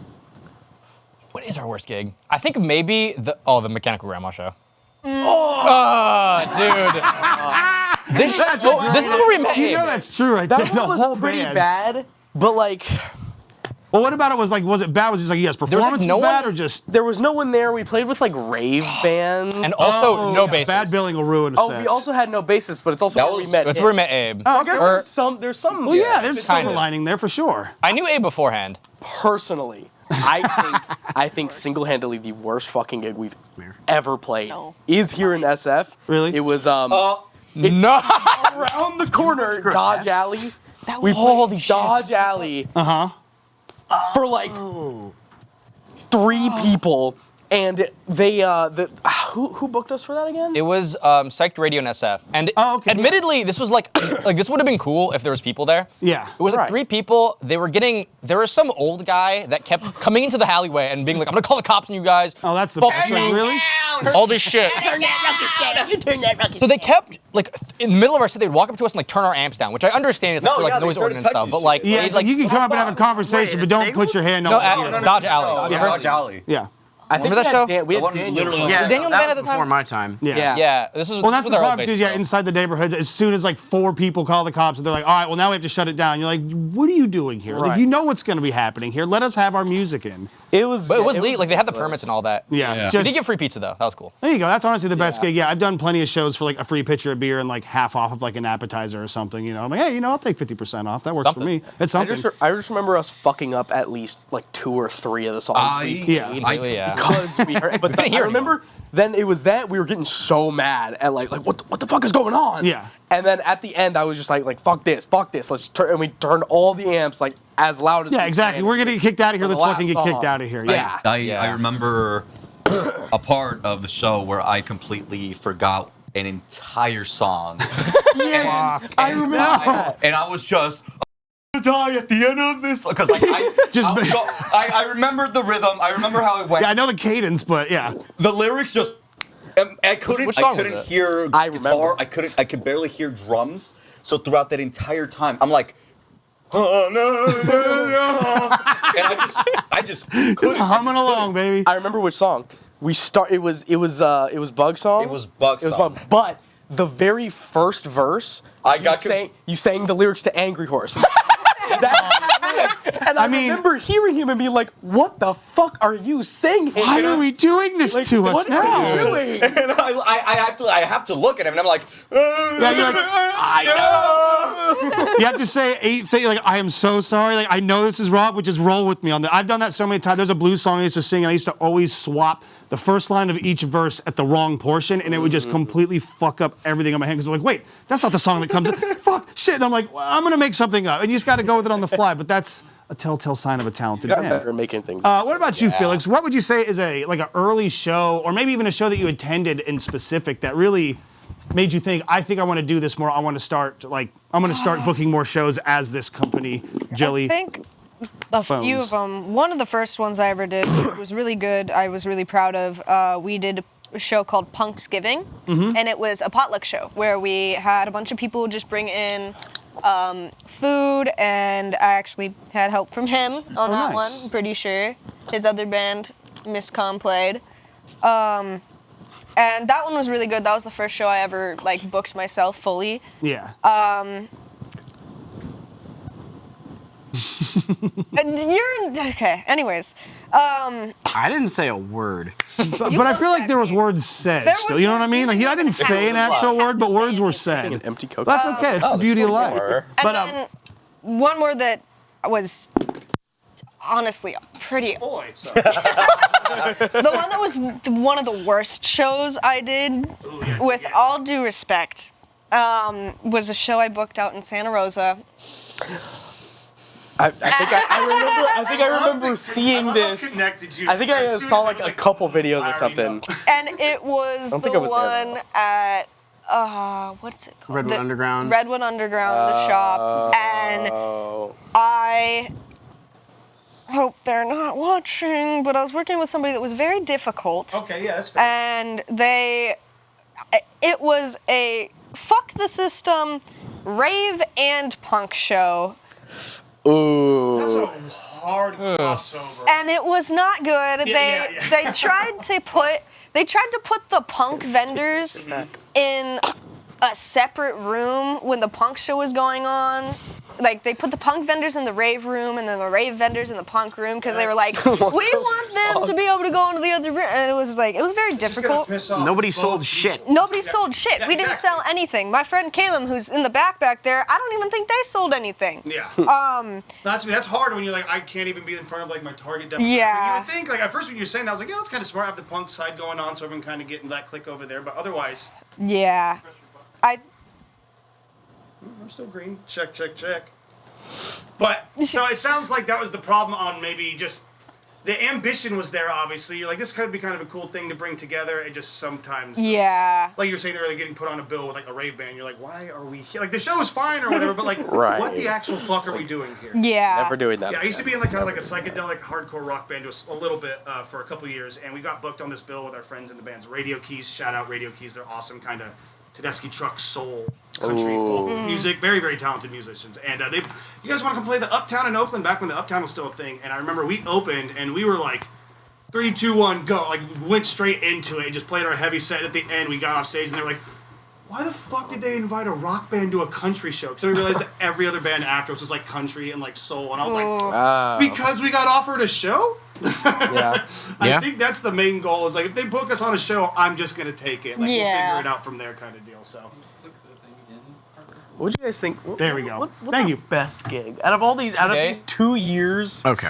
Of playing? And it could just be like we sounded the best, or like the hospitality was really cool, like the venue was cool, but like whatever comes to mind, really. Okay. The show at Rev Cafe before our last show, No, I want to say our last show. And The Rev Cafe show. Our in terms of I'm putting in a couple factors here. It's like crowd, okay, how we played, fair, and just overall kind of like the venue. Yeah. Our last show was awesome. Crowd work was fucking great. Our stage presence, I thought, was one of the best we've had. Wait, you're talking about Gilman? Gilman. Yeah, I sounded like shit.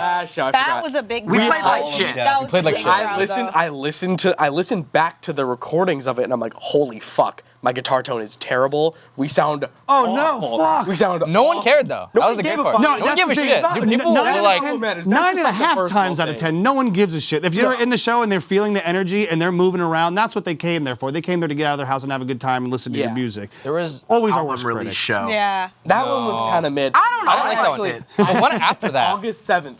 That was the one that Oakland Secret with Sister Ghost. Yes, that That one. show was fucking incredible. Sister Ghost was the Irish band, right? Yeah. Yeah. It was crazy. Oh, it was no, like yeah, a that band. was actually really good. Yes, that show was awesome. The lights were fucking great. We played an incredible show, and the crowd was really good. Yeah. It was crazy. That was the show I booked, and it was like a last second throw. Like I literally just asked every band that I knew-ish a little bit. Yeah. I thought no one was. It was on a Tuesday too. I think it was like the middle of the week. Was it actually? Was it Tuesday or a Thursday? No, it was not a Saturday. It was the middle of the week. Crazy. Because it was a couple days before our last show. I remember. So I thought no one was gonna show up. We packed the fuck out of Oakland Secret. Oh shit. We had Ash running sound, so we sounded awesome. Who was on the bill? Was it Baby on a Rampage? Forklift? Hold on. It was It was Mug more Slug? Sister Ghost, Mug Slug. Shout out Mug Slug. Mug Slugs, Yeah. I love you. Fucking, I don't remember. Bean. Us. And who was the opening? No, the opening was Forklift. Yeah, it was.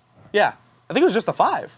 Yeah, it was. But still, 5 a or 6. midday secret Oakland show in the middle of the week, and it's packed. That's got to be a good feeling for sure, Yeah. especially Yeah, for it a band of was for a great. few years. Like, wow, we actually have some power here. This is fucking incredible. I also got to get on stage with Baby on a Rampage and sing Blood and Thunder. That was awesome. That was hell yeah. Didn't they play Turtles at that show? They never do that. They don't play Turtles anymore, and I'm so fucking pissed about it because that's my favorite song. Well, you heard it here first. Start fucking playing Turtles. What the hell, asshole? Lock in. Could you lock in Lock for one song? Can Is I it too much say to ask? One more thing. Yes, of course. Go right ahead. No.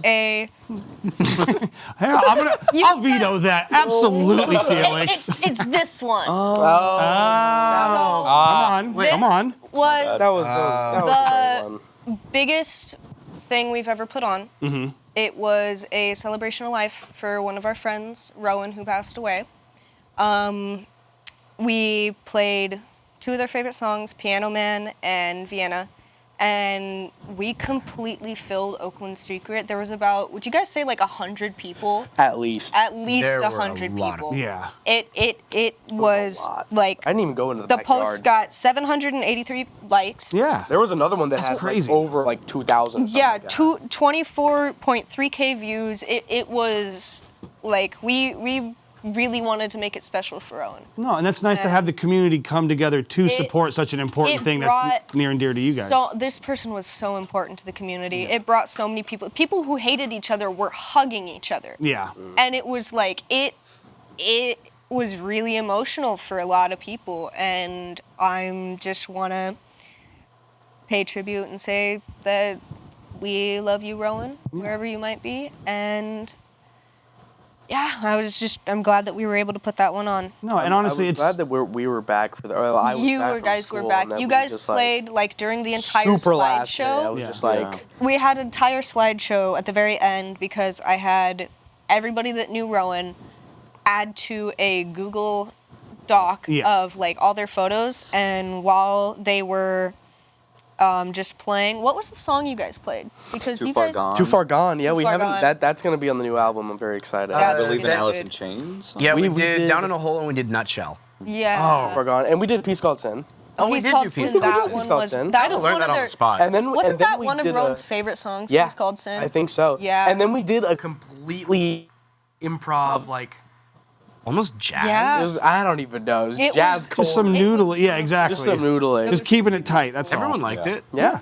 No, not to me. I think that was important. Like, obviously, that was a very special show for you, but for the community as well. And it was really Yeah. sweet of you to be able to put that out for people to have a chance to come and grieve and celebrate We were- and remember an amazing person. We were actually able to put it on the day after they passed. We got it done the day after they passed. and to have it be that quick a turnaround and everyone still showed up and like came to show support, that's incredible.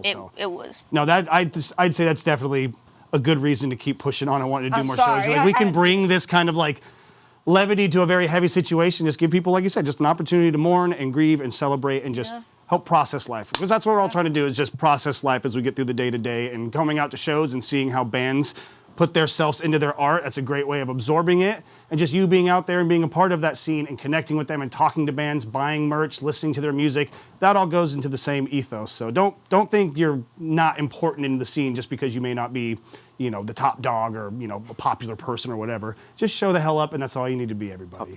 And that is my dad moment of the episode. So. I'm hungry. That top song was so fucking crazy the other night. So let's talk a little bit about. I did actually mention here. You say something about a new album in the works, because you guys had an EP release that I was aware of back in 2025. But tell us a little bit about this. Excuse me, this new album that's coming out. What is the plan? Do you guys have a release date yet? Is there a theme? What's going on? Give us a little detail. Give us a Talkin' Schmidt exclusive. I'll let this one take it. Yeah, take it away. I'm recording it right now. I'm the recording engineer for it. It's going great. It's mostly metalcore. Our last album was groove metal mostly. I think the planned release date is January 10th. First. My That's bad. gonna be the album release. Album release shows on January 10th. My bad. Yes. We're doing a cover of Incinerate by Elysia. That song's awesome, and the guy from Fall of the King is doing guest vocals on it, and that's really cool. Yeah. Yeah, that's awesome. Yeah, do you guys do a lot of like collaborations like that with people, or just kind of like branching into a new venture maybe? As it comes up, obviously. This is the first Second time. time. Well, kind of. meaning more, because we're gonna have Bear do it. We're gonna have. We're planning on having more features. In the last album, we I had think we're one just feature. having Bear and the Fall of the King guy. I think that's it. The last album, we had Fall one the King. feature from what? Fall the King. Fall the King, yeah, the band. Yeah. Fuck yeah. The deathcore for the deathcore cover. Deathcore for Cutie, everybody. You heard it here first. Bro! So let's talk a little bit more about the booking side of things, Felix, and maybe tell us, some of the folks at home, like, what's a surprise perk that maybe comes with doing what you do, or maybe a not so known burden that comes with booking shows? Like, what are the pros and cons that comes with being a Bay Area music booker? Hey, I got to spread my legs a little wider and then do that like this. There we go. We're good. Everybody. Oh, no. Mom at home, I'm juggling. That's it. I'm just juggling. That's a hard one, honestly. I would say some of the cons, you get really stressed. I can imagine. Sometimes. Why do you keep doing this? Who's that about? I didn't say a word. You don't have to say anything. Thank you. No, but a lot of you get really stressed. Sometimes I push myself too much and I overwork myself a lot. Yeah. Sometimes you got to deal with pretty asshole bands. You could say that's totally fine. I mean, asshole people in general, that's not an uncommon trait in the music scenes of the world. And like venues are hard to work with. But some of the pros would definitely be, honestly, one big thing is being able to bring the community together and make this sort of family and a safe place for everybody. I would say the connections are a big thing. Being able to talk to different bands, talk to different venues, and if you talk to certain bands, you get connections to bigger bands or this or that. You never know where pulling on the thread can go, so to speak. Yeah. Where it's like, oh, I met you, and like, oh, actually, I know so and so. Next thing you know, you're hanging out with fucking Metallica or whatever. You know? I was just about to say, I actually somehow now have connections to Suicidal Tendencies. Oh, you told me about that. Okay. And Slayer. I was about to say, I'm like, You're like, are you about to say you know Metallica? But My mom does. that's a step in the right direction, my and it's mom all had about James connections. Fuck yeah. yeah. But I'm gonna be working with Suicidal Tendencies, some of the original members from them, as well as the band Schizo. I don't know if many people know who Schizo is, but you just keep making connections. Keep growing bigger. I have connections to Mabuhay Gardens, which I hopefully will be helping them either in the bar or run their social media page. Yeah, no, absolutely. And that's all just opportunities for you to help kind of push out your brand a little bit and just get seen, not even push out the brand like you're actively trying to force anything, but just show up and be seen. And that's literally all it really takes at the end of the day. You can specialize and go into different directions, but just show up and be seen. And next thing you know, you got Jellybones booking and you're freaking killing it in the Bay Area. So that's how you start, everybody. Let's go ahead and talk about some upcoming shows. Obviously, being a booker, I'm sure you might want to plug a few shows here, but I know you fine gentlemen as well also have a show on August 16th coming up. Why don't you tell people where it's at, who's going to be there, and why the hell they should come check it out? Are you gonna start? I thought he was going to puppeteer you for a second. He's going to hit you with the marionette. Well, it's our last summer show because I'm going back to college on the East Coast. It's like it's near Staygold, isn't it? It's across the street from Staygold. Like Is it down the actually? street. Basically, it's literally within walking shit. distance, like 2 minutes. Nice. Yeah, well, it's across the street from Staygold. Okay, well, if you go to Staygold, you see people in the area, you'll know where to go. Yeah, 2400 Filbert Street. It's our last show. What are the bands? It's Deliverance, Masturbating to Poetry. That's a real band. Great fucking band name. Dude, that's That's perfect. Pseudo Crush from, I think they're from Chicago. Not California is the point. Not Chi-town. Not California. Not California. Us. Who's before us? Am I crazy? I don't know. I didn't book it. I booked You booked it. I know they got I booked it. I don't remember. You got the flyer on your guys' social media page as well, Yes, which yes, is it is. Bone Thistle 510, correct? Yes, 510. Make sure that's we get that plug in as well. And Felix, what would you be the best social media to reach out to you at to connect with? Honestly, Jellybones booking. That would be the best one to connect with me. What about you? What you got some shows coming up here possibly? I would imagine so. I currently I have 3 shows coming up. Sure. Spill the beans. One is one of my friends' birthday shows. His name's Kevin. Shout out And Kevin on the show. We want to make this a big one because for some stupid reason he doesn't celebrate his birthday anymore. No, I get that. I mean, I'm kind of the same way. I'm an old grouchy man though, so that kind of goes with the territory, I feel like, so. We're going to be doing that one. It's going to be at Prop Shop Richmond. Shout out. And we have some really good bands.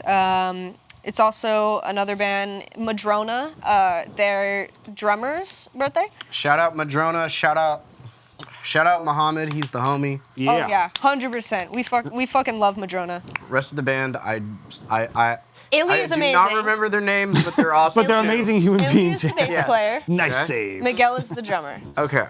They're both really awesome people. But we're gonna have Boned, the band, Kill Mary Kill, Quick and Convenient, Loud Life, Madrona, and Snallygaster. And that is on August 30th. August 30th. It's like the day after I fucking leave too. God damn it. We'll send you some videos. We'll send you a couple Snapchats. I'll just call you so you can Yeah, there you go. see it. FaceTime. That's perfect. I'm gonna call you on Discord and reel you around like you're my computer wife. Like Karen. Yeah, Karen. Yeah. September, I have a small one. It's going to be at this little farm called Urban Farms Oasis for an Equinox show. That's going to be September 20th. Okay.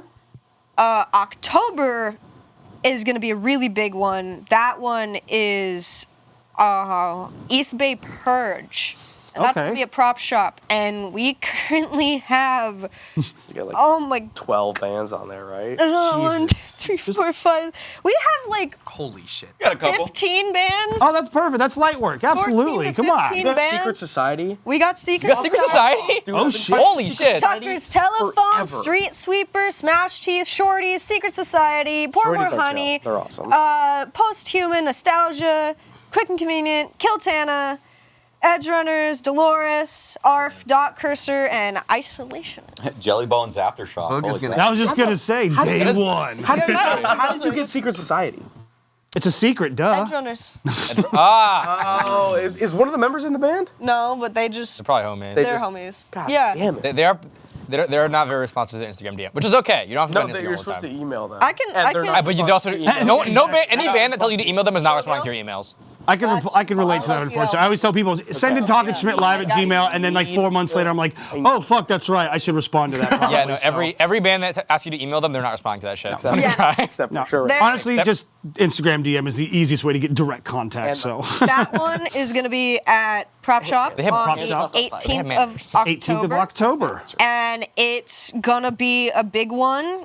You get extra, we're going to do a raffle. You get an extra raffle ticket if you come up in Purge-related costume.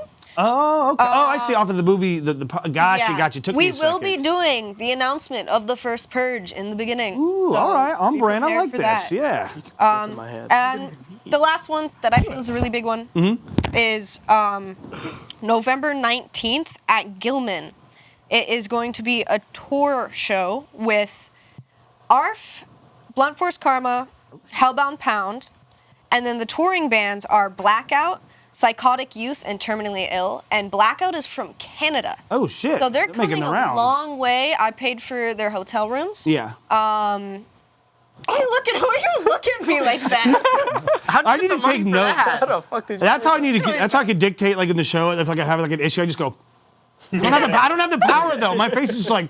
I can't help it. I'm such a goof. You know But what that can I one's going to say? be on November 19th at Gilman. And legendary it's going to be a very big one. No, absolutely. Those are all nice big shows coming up, especially touring from Canada, coming all the way into the States. That is not an easy task for any fucking artist or human being right now, unfortunately, which is a whole other can of worms. But please make sure that make it count for these bands. Come out to these shows, come support them, and come have a good time. Maybe buy some merch, especially for the touring bands. That's where it really goes a long way for them, because that's like the only way you can actually make any money on the road, unfortunately. So that is the curse of musicianship, but you know, we got also cool times. We get to spend a lot of time in a van. You get to see Kansas. You know, that's something. And you get to see Silvio changing if you're touring. Yeah, exactly. Absolutely. All right, well, let's get on the road then, everybody. We're on tour now. Let's see. I think I got a couple more questions here for you. Let's do a general consensus here. Oh, shit, the Ghost Cat came back. I didn't even see it. my God! Ghost Cat's there. It's too far away from me. I want to pet it, but it's so far. There we go. Oh, God, now it's in my face. Get it off. Oh, God, Jesus Christ. No, it's all right. Ghost Cat's fine. She's very soft and very fluffy. Thank you, Ghost Cat. This is just a general consensus one, kind of getting some just personal favorites here. If you had to pick an album that best describes who you are and what you are about, what album do you think you would choose and why? Now, I understand it's a difficult question, but this is what I always tell people when I give them something like this. It changes day to day, so you're probably going to have a different answer tomorrow versus what you have today. So what are you feeling in your gut right now as an album that best represents you and what you're about? And first one that comes to mind, feel free to just spout it out. I really gotta think about that one. There's a tough one there. Really gotta think about that one. It's almost like the desert island question. Abe said he's got two answers for it. You go give us some ultimatums, yeah. I'll give you two.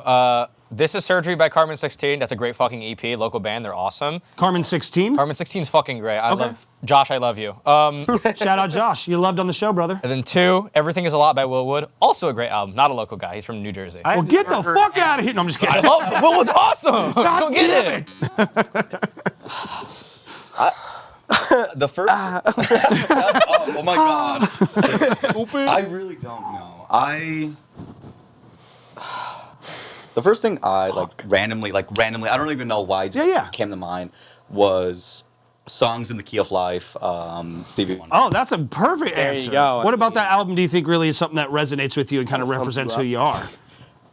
Growing up, it was just a song that I would really listen to and lay down to and just really either go to sleep or just because like, you know, time gets rough for a lot of people. Absolutely, And sometimes music or you do things to, you know, kind of calm you down. Yeah, or escape kind of deal. Yeah, absolutely.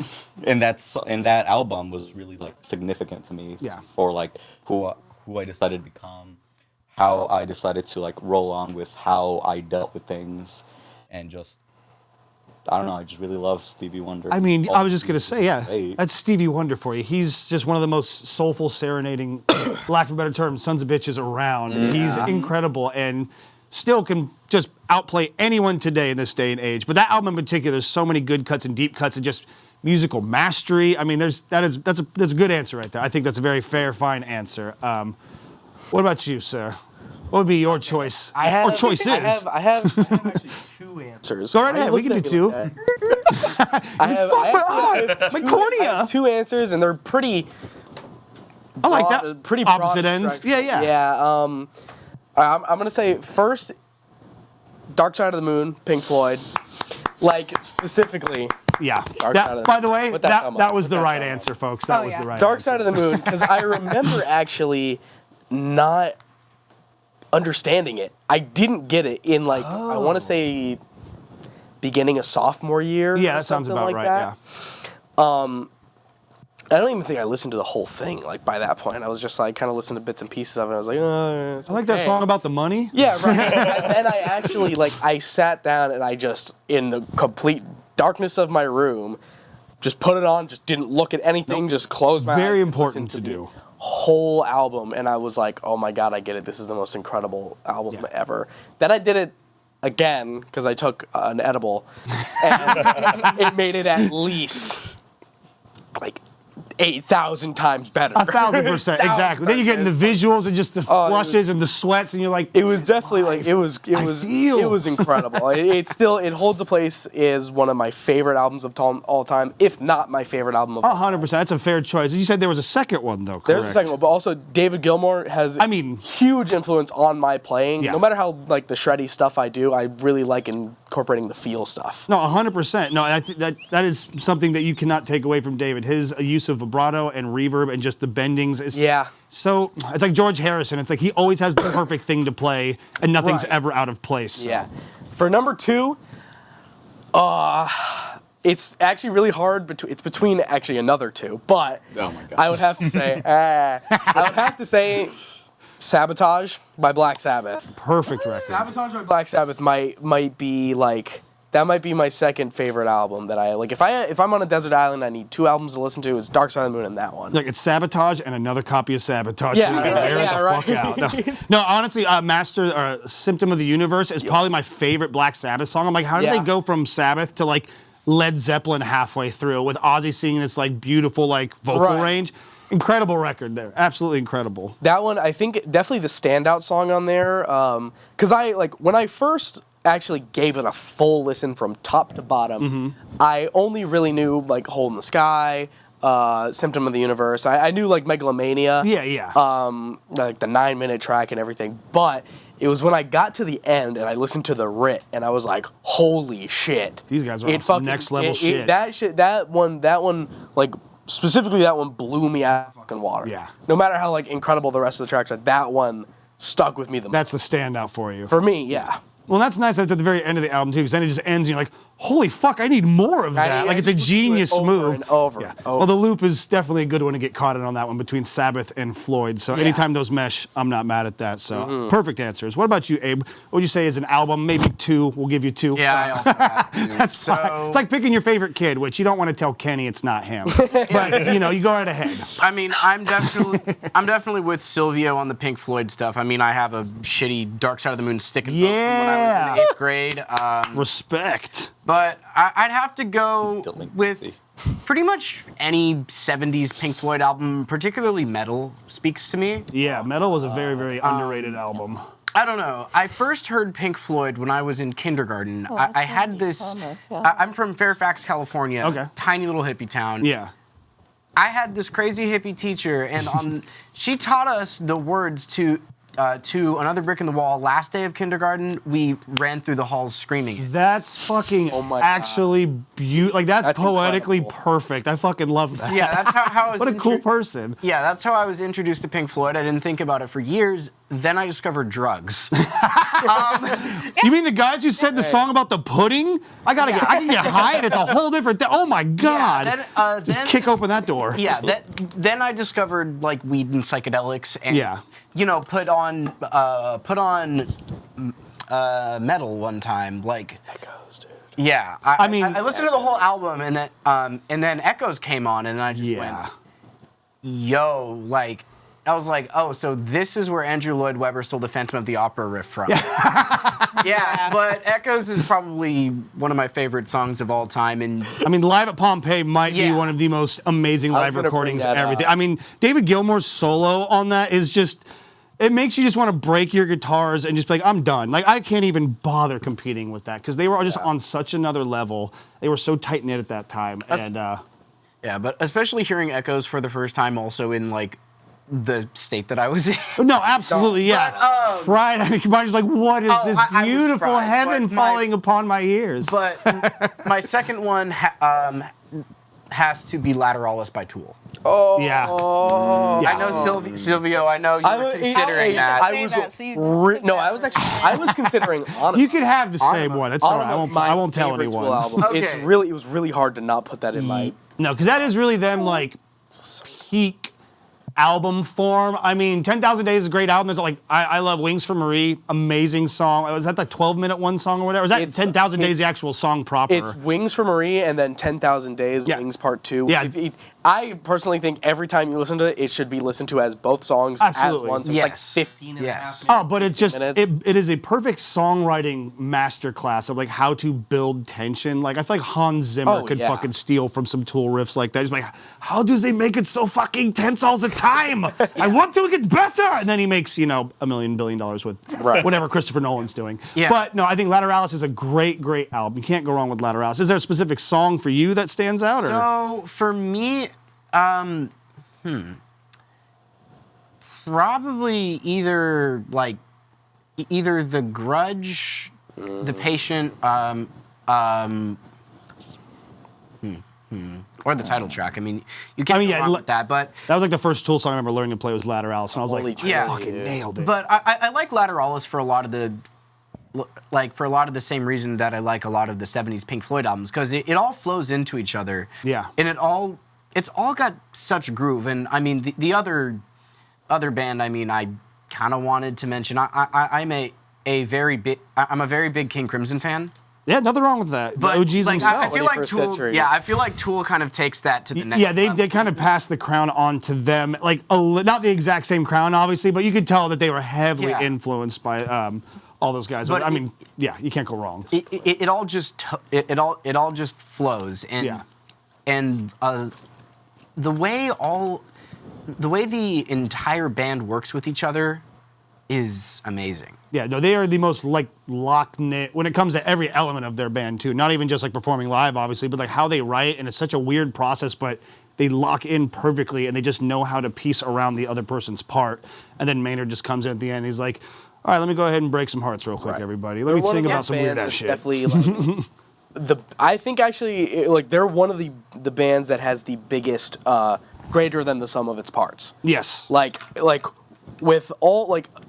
Adam Jones as a guitarist, he's good, but he's not fucking like Yngwie Malmsteen or like shit like that. He's not a shred guitarist though. He not even in the fucking slide. No, not at all. Very methodical. Like them alone. If they were in a different band, I don't think it really would be the same. Except for Maynard, I consider Maynard to be one of the greatest singers of all time. His range is just ridiculous. No, absolutely, and the intensity that comes with it too is a whole other beast. And his songwriting is the lyrics he writes are just like incredible. But definitely they're one of those bands. It's like all four of them together, they're probably the biggest powerhouse. Yeah, no, absolutely. And then Danny Carey, oh my God. He's one of the best living drummers around. I mean, he can just play in anything. He's doing that like that Crimson Beat or something like No, that it's- too. King Crimson's Beat. Yeah, Beat. That's what it was. I Yeah, and saw them. I actually saw them. It was good show. I saw them. Yeah. Steve Vai, Adrian Ballou, Tony Levin. I and forgot fucking Steve Danny Vai was in Carey. that too. He's one that's Oh always been on my my list, but God. I've never been able to see him, unfortunately. But That, it was definitely incredible. Yeah. I saw him at the San Jose Civic. the next level shit right there when you see someone of that fucking great. caliber. It was great. I think that's you can't go wrong with Tool. You can't go wrong with King Crimson. Those are all like 21st Century Schizoid Man is one of my all-time favorite. Just crank it full blast. There's a great Black MIDI cover of it as well. Black MIDI is another great fucking band that rest in peace is no longer around. I mean they're here, but their music, their cover of that was so fucking good with Gordy Greep's amazing vocal range on it. But my coworkers hate me for 21st Century Schizoid Man. Do you play it all the time? Yeah. Felix can attest to that. You can tell from the genuine joy on her face. She's just like, yeah, no, well, I'm familiar with the track, guys. I'm fucking familiar. I can never like not listen to that song. Yeah. It's me. I'm with. Never get sick of it. You're like, well, I mean, well, you know. But I agree with you. I love King Crimson. But what about you, Felix? What is probably an album that you feel represents who you are best, or an album that you might say would be a best representation of what you are about? Honestly, I'm not sure. I was gonna say Lateralis. I mean, what about Lateralis? Is it the same thing of like how the songs kind of mesh together? Is it the overall themes, it's or pretty much how the songs mesh together. That and 10,000 Days. Those are really good. But one of the songs, and it's not an album, but it's a single that just came out from Hellbound Pound, and it's called Fences. And that one is really, really, like, it really hits in a way because it's pretty much about, like, somebody dragging you down or something dragging you down, and you are able to let that go. And then pick yourself back up. You didn't realize how like much that thing affected you, and then you realize like you can get through it. You can push through it. shows what you're capable of overcoming, basically, and like the heaviness that kind of can feel like it's pushing you back at life. But as long as you push back against it as well, and not just kind of accept defeat, there's a lot of joy that can be had from that. So I think that's. I don't want to say the best answer of the night, but I think that's a perfect answer. It's an amazing. It's also just song. a ripper, so. And it's a local band. It's Hellbound Pound. They're a local band. Hellbound Pound, and the song is one more time? Fences. Fences. Check it out. New release from Hell. Say it one more time. Sorry. Hellbound Pound. Hellbound Pound, everybody. Check it out. We got some good stuff here. I got a couple more questions before we're going to take a little bit of a break here. Let everyone stretch their legs, get a beverage here. But Felix, for you, obviously everyone has their code of like how to work with other people and their best methods. But for you, when an act is thinking about reaching out to work with you, what are maybe 3 things they need to know or do before they are ready to start working with a booking agent? Oh, that's a good question. Honestly, go into it with. Personally, I like to know what the band is, like who the band is, what you're about. Maybe have a good bio, you know? Good bio, Yeah. good genre. Like, make sure they know what your genre is, what type of music you play.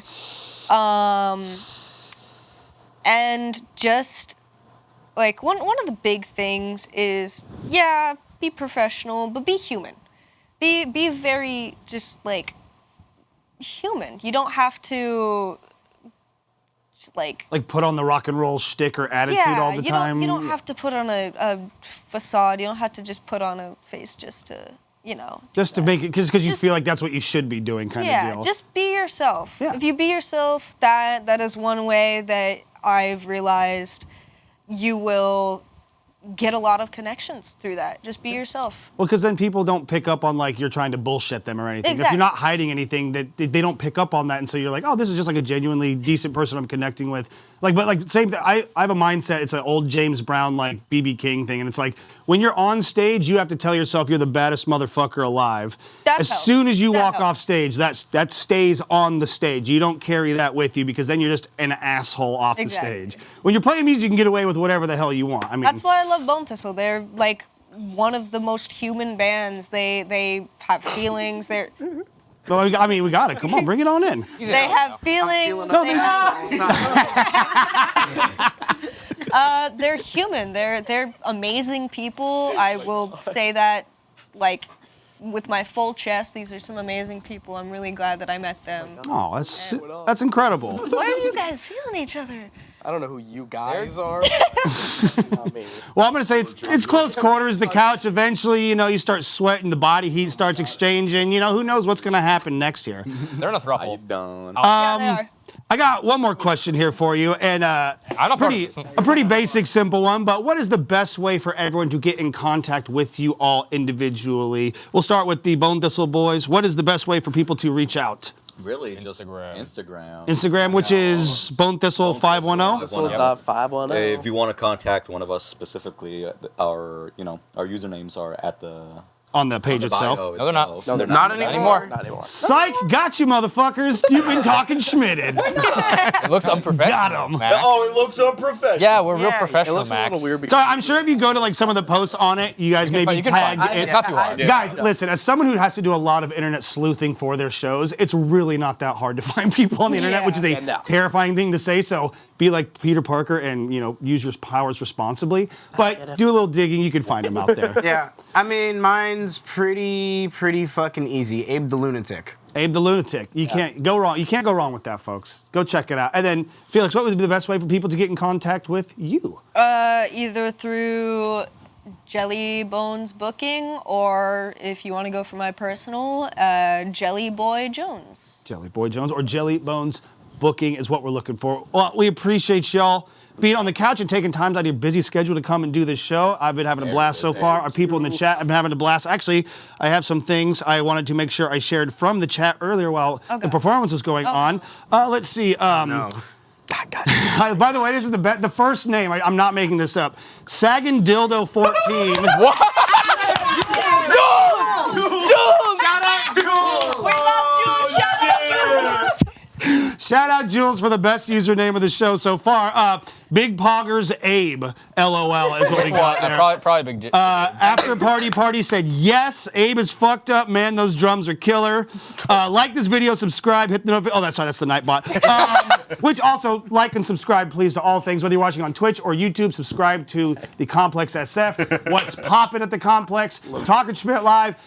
We got all the good stuff happening. Just make sure you follow the Complex SF for all that. Also, we got from Meat Pop 1177, Chord Headbang, God Bless. Meaning you guys are doing with the corn with the K, not with the C. I mean, shout out Owen. Yeah, they're like, you guys are doing homage to the legends before you. And then also, Frost is a cold song. Yes, true. And I think that's a very accurate thing. And then someone said. Actually, that one got cut off, damn. But it was good. Whatever it was, thank you for being in the chat. We appreciate you here. We're going to take a quick commercial break, and we're going to be right back. And we got our date book segment with all sorts of fun stuff headed your way. Don't go anywhere. We'll be right back with Talkin' Schmidt meets What's Poppin' for a little bit of What's Schmittin'. Something like that. Don't go anywhere. We'll be right back.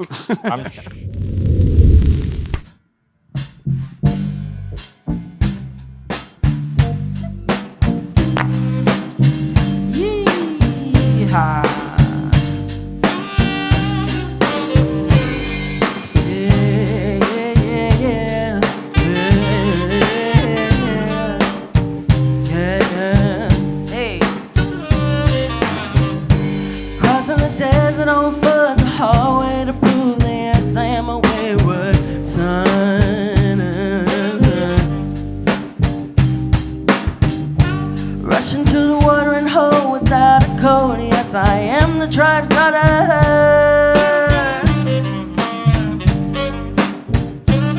He said, sugar, come by with me, I'm gonna give you a good time and show you a good life. That is if you only listen. But I can tell, buddy, you don't belong here. So get your ass on, 'cause baby, I'm a butter.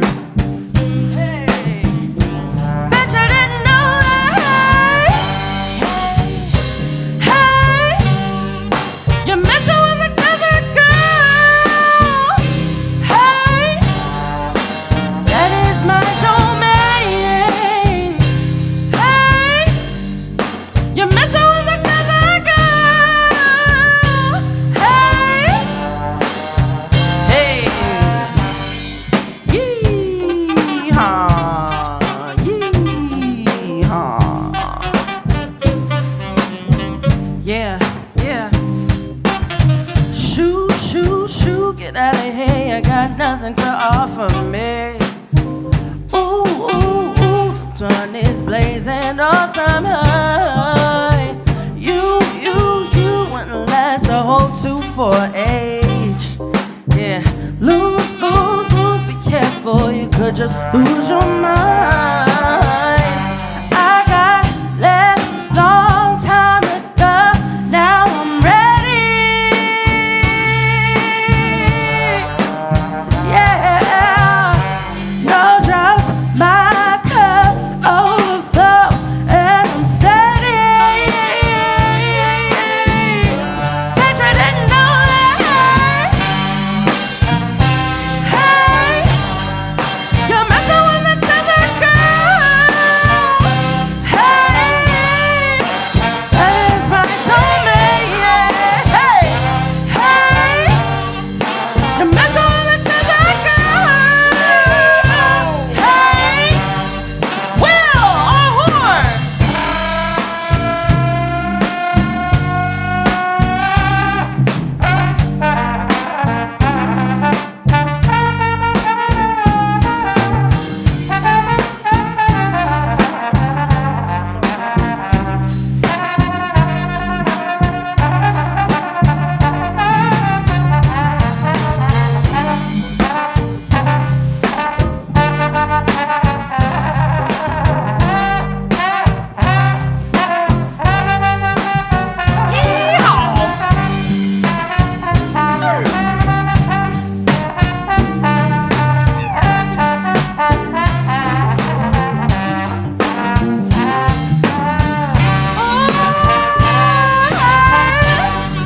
You're messing with the desert girl. Hey, that is my domain. Hey, you're messing with the desert girl. Messing with the desert girl, yeah. Yeehaw. Say yeehaw. Yeehaw. Say yeehaw, yeah. Yeehaw. Say yeehaw. Say yeehaw, yeah. Yeehaw. Sick. Thank you. Hello, my fellow humans, and welcome to the Complex here in beautiful downtown San Francisco. I am your pal, Steve Ward Moore, and this is What's Poppin', the Bay Area's arts and entertainment talk show. Each episode features hilarious and insightful interviews with local Bay Area celebrities. Also, the people behind the scenes of the coolest venues and events happening in the Bay Area. We have a brand new house band that comes in to perform live for us right here and for you at home on your devices. Join us every other Monday, twitch.tv/thecomplexsf. Be a part of the revolution, be a part of the family, and you never know who's gonna stop by the studio over here.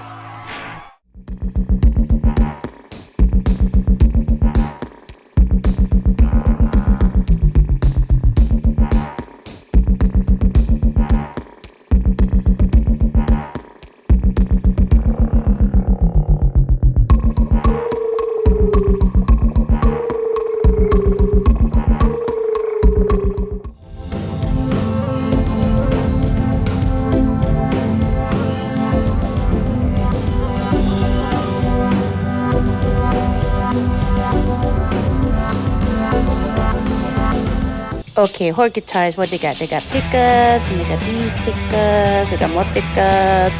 Ooh, look at this pickup. Ooh, and they got this pickup, and then that pickup. Ooh, there's so many pickups. Oh, more pickups. Ooh.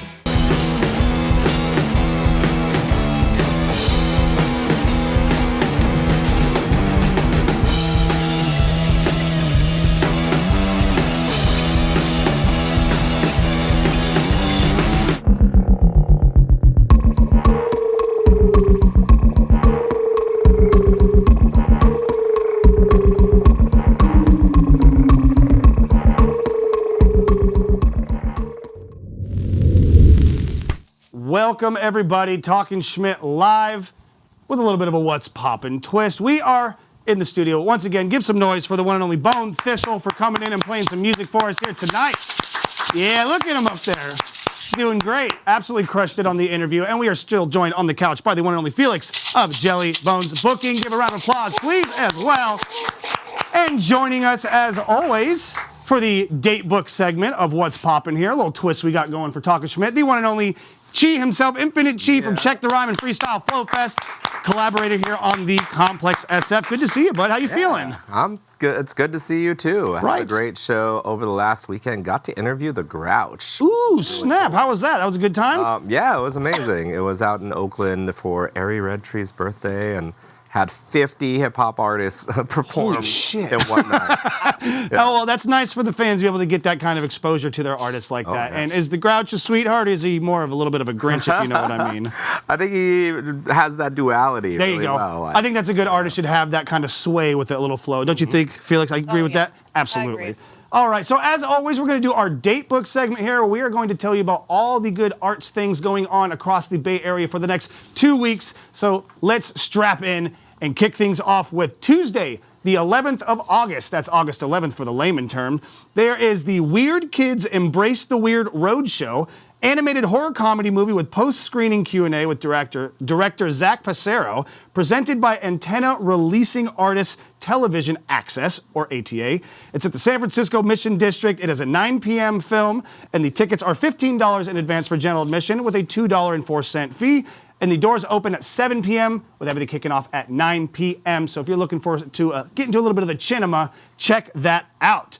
Also, August 11th, comedy show featuring the one and only Dino Archie, a.k.a. King Low Road Comedy Tour is what they're billing it as. This is happening at the legendary Punchline Comedy Club in SF in the Financial District. It is a 7:30 p.m. show. It is $42 in advance, or about $51 depending on what you're looking to do with the seats. Preferred seating can get up to $68. It is an 18 and up show with a valid photo ID required and a 2-drink minimum. If you are trying to laugh, go to the Punchline in San Francisco. Everybody, let's make some noise for the Punchline. Give it up. Keeping comedy alive in the Bay Area, everybody. Speaking of comedy, we have officially moved on to Wednesday, August 12th, and this is an official, I gotta put my paper down for this, inner thigh slapping Schmitty's pick of the week. That's right, yeah, absolutely. Make a little noise for that. I like that. I've never had ambiance music for the thigh slapping pick of the week. That was a nice touch. We have another comedy show happening right here at the Castro Theater in San Francisco. It is the one, the only, the legendary Comedy Bang Bang Ground Beefing Tour 2026 featuring Scott Aukerman and Paul F. Tompkins. If you don't know about Comedy Bang Bang, I highly recommend you go check out the IFC show they did, but there's also years of a podcast, improvisers, so many people have been through that. It's an amazing institution of comedy. And again, they're going to be at the Castro Theater. Doors at 7 p.m. and the show at 8 p.m. And tickets are ranging from $58 to $65. And it is all ages. Shout out Comedy Bang Bang into your mouth. Don't you know you wanna? If you know, you know. Coming up at Neck of the Woods as well, we've got Smooth Alligator, Primary Care, Clumsy Tongues, and Yantras, all in San Francisco at the Inner Richmond. 7 p.m. showtime, $12 in advance, $15 at the door, and it is all ages. So give a little bit of noise for the one and only Neck of the Woods, one of the best kept secrets in San Francisco. Felix, why don't you go ahead and read this one right there where it says music right above the bold there. Awesome, okay. On Wednesday, the 12th of August, we have Wacky Wednesday, a family not a group, and Casey Cope. Oh my God, I can't read that word. What you got for me? Let's see here. That one. Vesuvio. Vesuvio. The legendary Vesuvio here in San Francisco is the venue. It's in San Francisco. It's going to be at North Beach. Jack can't read that word either. And my alarm's going off. Oh, this is not good. Oh, you're fine. You're crushing it. Come on now. Help. Kerouac. There we go. Yeah, Vesuvio's the Jack Kerouac alley, basically. Yeah. It's a very historical part here in the city. It's going to be a good time, it sounds like. It is from 7 to 10 p.m. It is free. Hey, everybody, free $99. The best kind of show. And it is all ages. Even better. There we go. Well, thank you very much for that, Felix, and giving people the important data as to what's going on. And if I'm not mistaken, we might even have a little bit of a announcement from our friend Lindsay at Beat Scout. Lindsay, why don't you go ahead and tell us about what's coming up on Wednesday, August 12th. On Wednesday, August 12th, we've got a great trio of local bands at Bottom of the Hill: Thrown Out Bones, Dear Banshee, and Mitch Rocket. Dear Banshee is a mix of art rock and atmospheric trip hop, and both Mitch Rocket and Thrown Out Bones are very genre fluid blends of rock and pop with a little brass thrown in. Expect lots of theatrical stage energy and an all-around good time. The show starts at 7 p.m. and tickets are $20. Thank you, Lindsay. Beat Scout, make sure to go check them out. Beat Scout SF for more show announcements as well. I'm sure we'll be checking in with them later. Now, we are on to Thursday, August 13th, and I'm going to send it over to my confidant on the couch over here. Chi, tell us what's going on Thursday, August 13th. Yeah, on Thursday, August 13th, we've got Back to the Bay Hip Hop Festival featuring SOB with RBE, Pilo, 310 Baby, Mr. Fab. What? And that's happening at PayPal Park in San Jose. Starts at 6:30, and Tier 3 tickets are available right now for $76.70. Go check that out, everybody. Not every day you get to see a Bay Area legend in the flesh doing what he does best. Also, we're going to cut over to San Francisco for this next one. We're going to the legendary Bottom of the Hill over in Potrero Hill. Ooh. We've got, you know what? I'm going to go ahead and do it. Let's make some noise, everybody. An inner thigh slapping pick of the goddamn episode. Caravan 222 album release. Friends of the show, Country Risque. The Ugly and DJ Walk in Love, who is one of the best DJs in the Bay Area, is going to be happening at 8 p.m. with the music at 8:30, with $15 tickets being sold in advance or $18 at the door, and it is 21 and up. Now at the El Rio, all right, here in San Francisco in the Mission District, you've got El Rio Jams, Seekin from LA, featuring Coworkers and Toka, with the doors at 8 p.m. and the show starting at 8:30. Tickets are about $10 to $12, 21 and up only. Now, if I'm not mistaken, we might even have another clip from Beat Scout. Can we verify that? Can we get that get the footage rolling there? There we go. On Thursday, the 13th, Alex Amen is at Rickshaw Stop. He sounds like sunny, nostalgic, 70s style folk, like Neil Young reborn. I've been playing his music constantly because it's just an instant, chill mood boost. He is joined by Double Helix Peace Treaty. The show starts at 8 p.m. and tickets are $28. Check that out. Let's make some noise, everybody, for Beat Scout coming through. We are officially on to Friday, August 14th, and once again, I'm sending it over to my man Chi here on the couch. Chi, tell us what's going on, bud.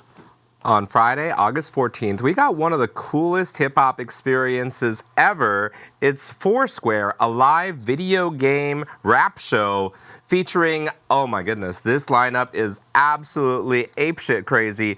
It's Frack, Del the Funky Homo Sapien, Lil Kayla, Guapdad 4000, Mr. Fab, Neff the Pharaoh, Tuesday, Stunnaman 02, Rocky Rivera, Young Bari, Passwords, Mike and Aft, Genset, and 2X. That's happening at the Independent here in San Francisco. Tickets are only $31.55. It happened the first time. I missed it. It's super creative. I saw some clips. I couldn't believe I missed it.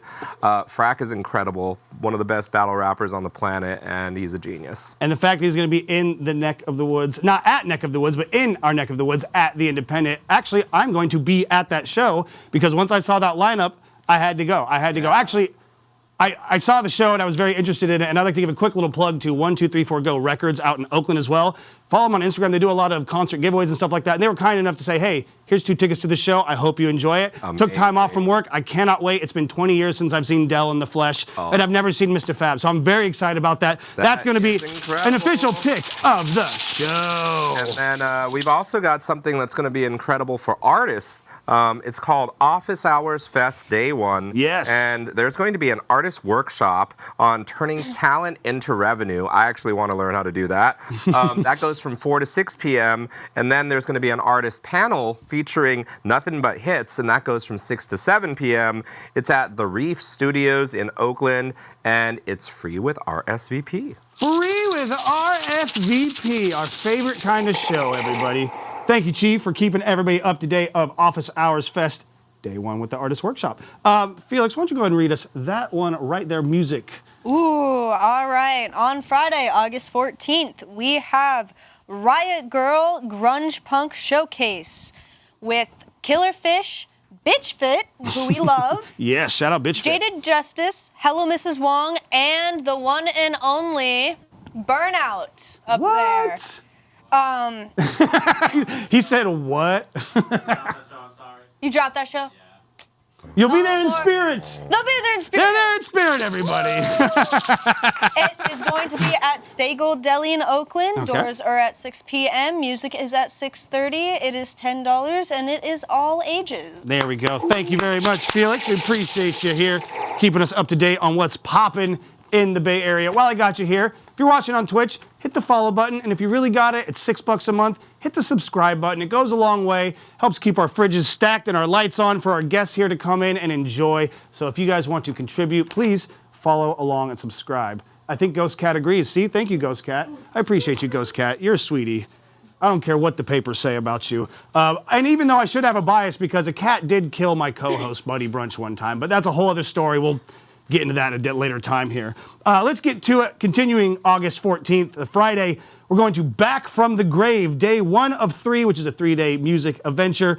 Teutonic's 20th anniversary opening party with the Stompin' Riff Raffs from Japan, the High Marts from Japan, and Dukes of Hamburg on the bill as well at the Stork Club in Oakland, one of the best venues in Oakland. I highly recommend you go check it out. It is 8 p.m. door, $20 tickets, and it's 21 and up only. Ghost Cat, I love you.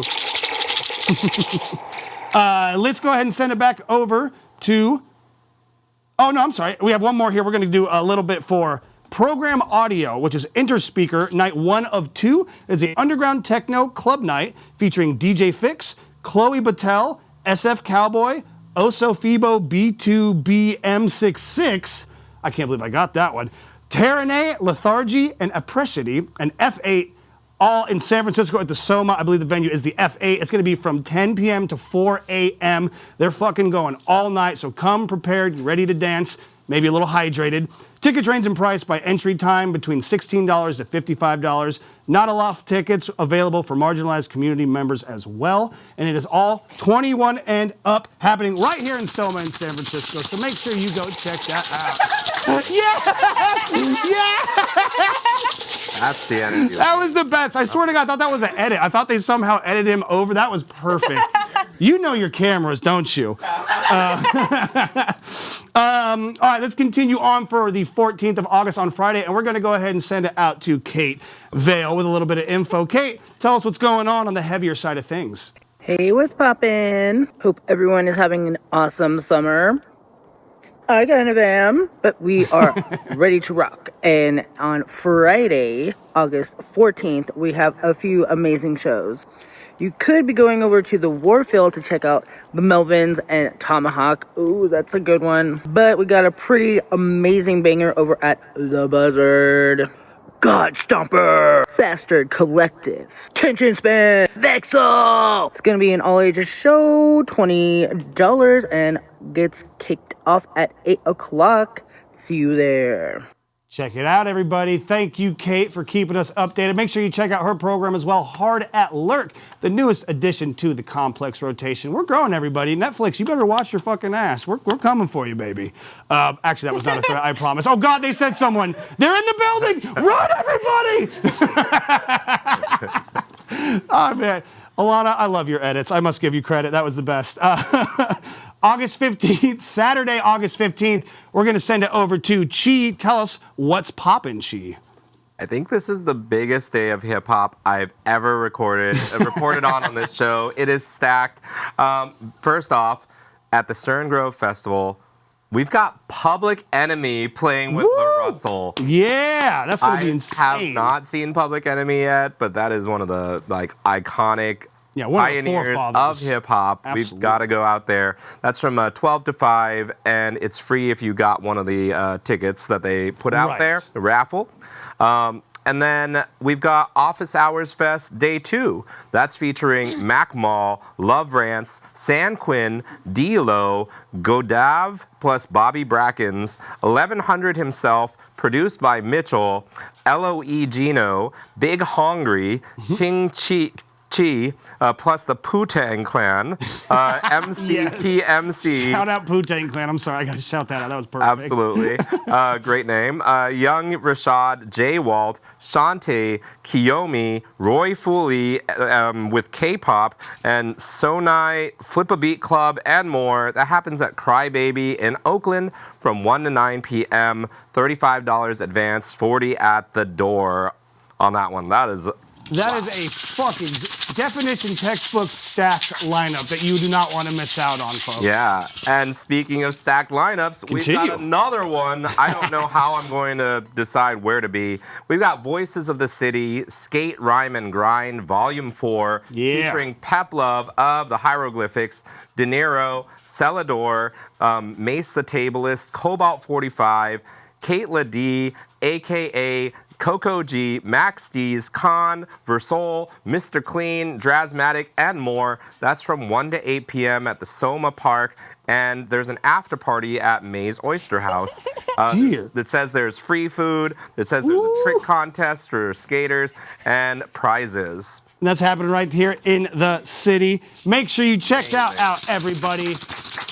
And I've got one more thing for you. Yes! Get him. Deliver the goods, buddy. Sell it. Now, this one is for all the bass heads out there. I think we got some bass heads in the building. Thematic Entertainment. They put on the best bass music events, and this is their annual bass brunch featuring Wub Zero, which is Chris Carnes and Honeycomb. Honeycomb is so dope. That's the best boxer I've ever seen in my life.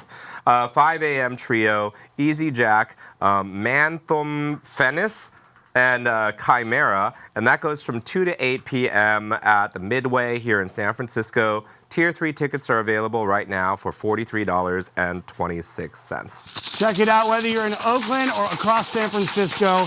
Chi's got some good shit for you in the works. Thank you, Chi, for telling everybody about what's popping here in the Bay Area. Let's go ahead and talk about you know what? You ready for one? You want to take one? Sure. I think you got there. Let's talk about the theater right there. We're in the theater now. Theater. This will be at San Francisco. This is the San Francisco Mime Troupe. Oh my gosh. Oh, you're right. You crushed it. You're Mime Troupe.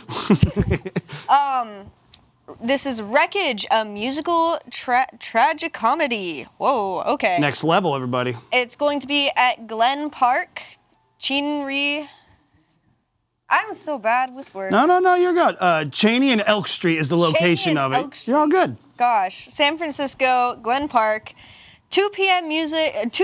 doors, music at 1:30. It is free, but there's a $20 suggestion donation, and it's going to be all ages. Check that out if you want to get your mime on, and I know you do, everybody. Who doesn't? I'm pretty sure they're working on it now. Report on anything with mimes, any words you use are already like more than enough. Yeah. Hey, did you just blow my mind and the universe at the same time, Chi? I usually do that from time. You got to give it up.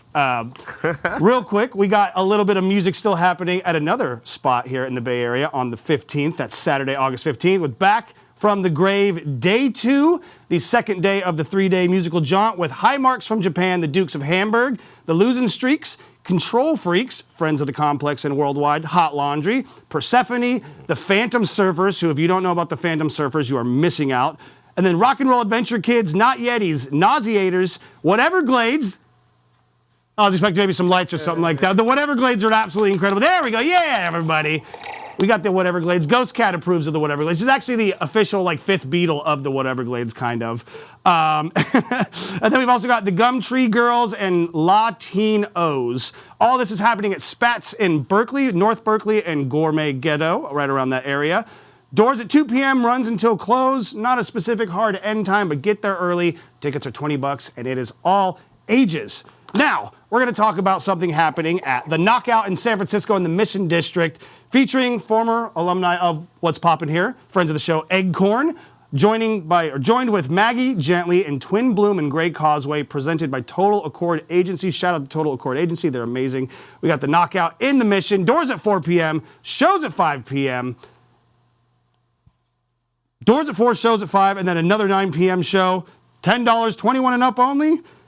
It is a Saturday show. Get there early. It's the Knockout. Be there at 4 p.m. It's going to be a good show. Make some noise for the Knockout, everybody. We love them over here.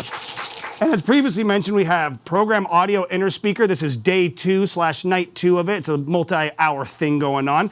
Daytime is going to be from 4 to 9 p.m., and that is Dance Maniacs, which is Liano, B2B, Oak City Slums, B2B, and Avi Loud. Solox, Lonald J Bands, and DJ New Juicy with Kimosabe and Finisher. That's all happening from 4 to 9 p.m., and then the nighttime show, 10 p.m. to 4 a.m. Again, these people don't fuck around.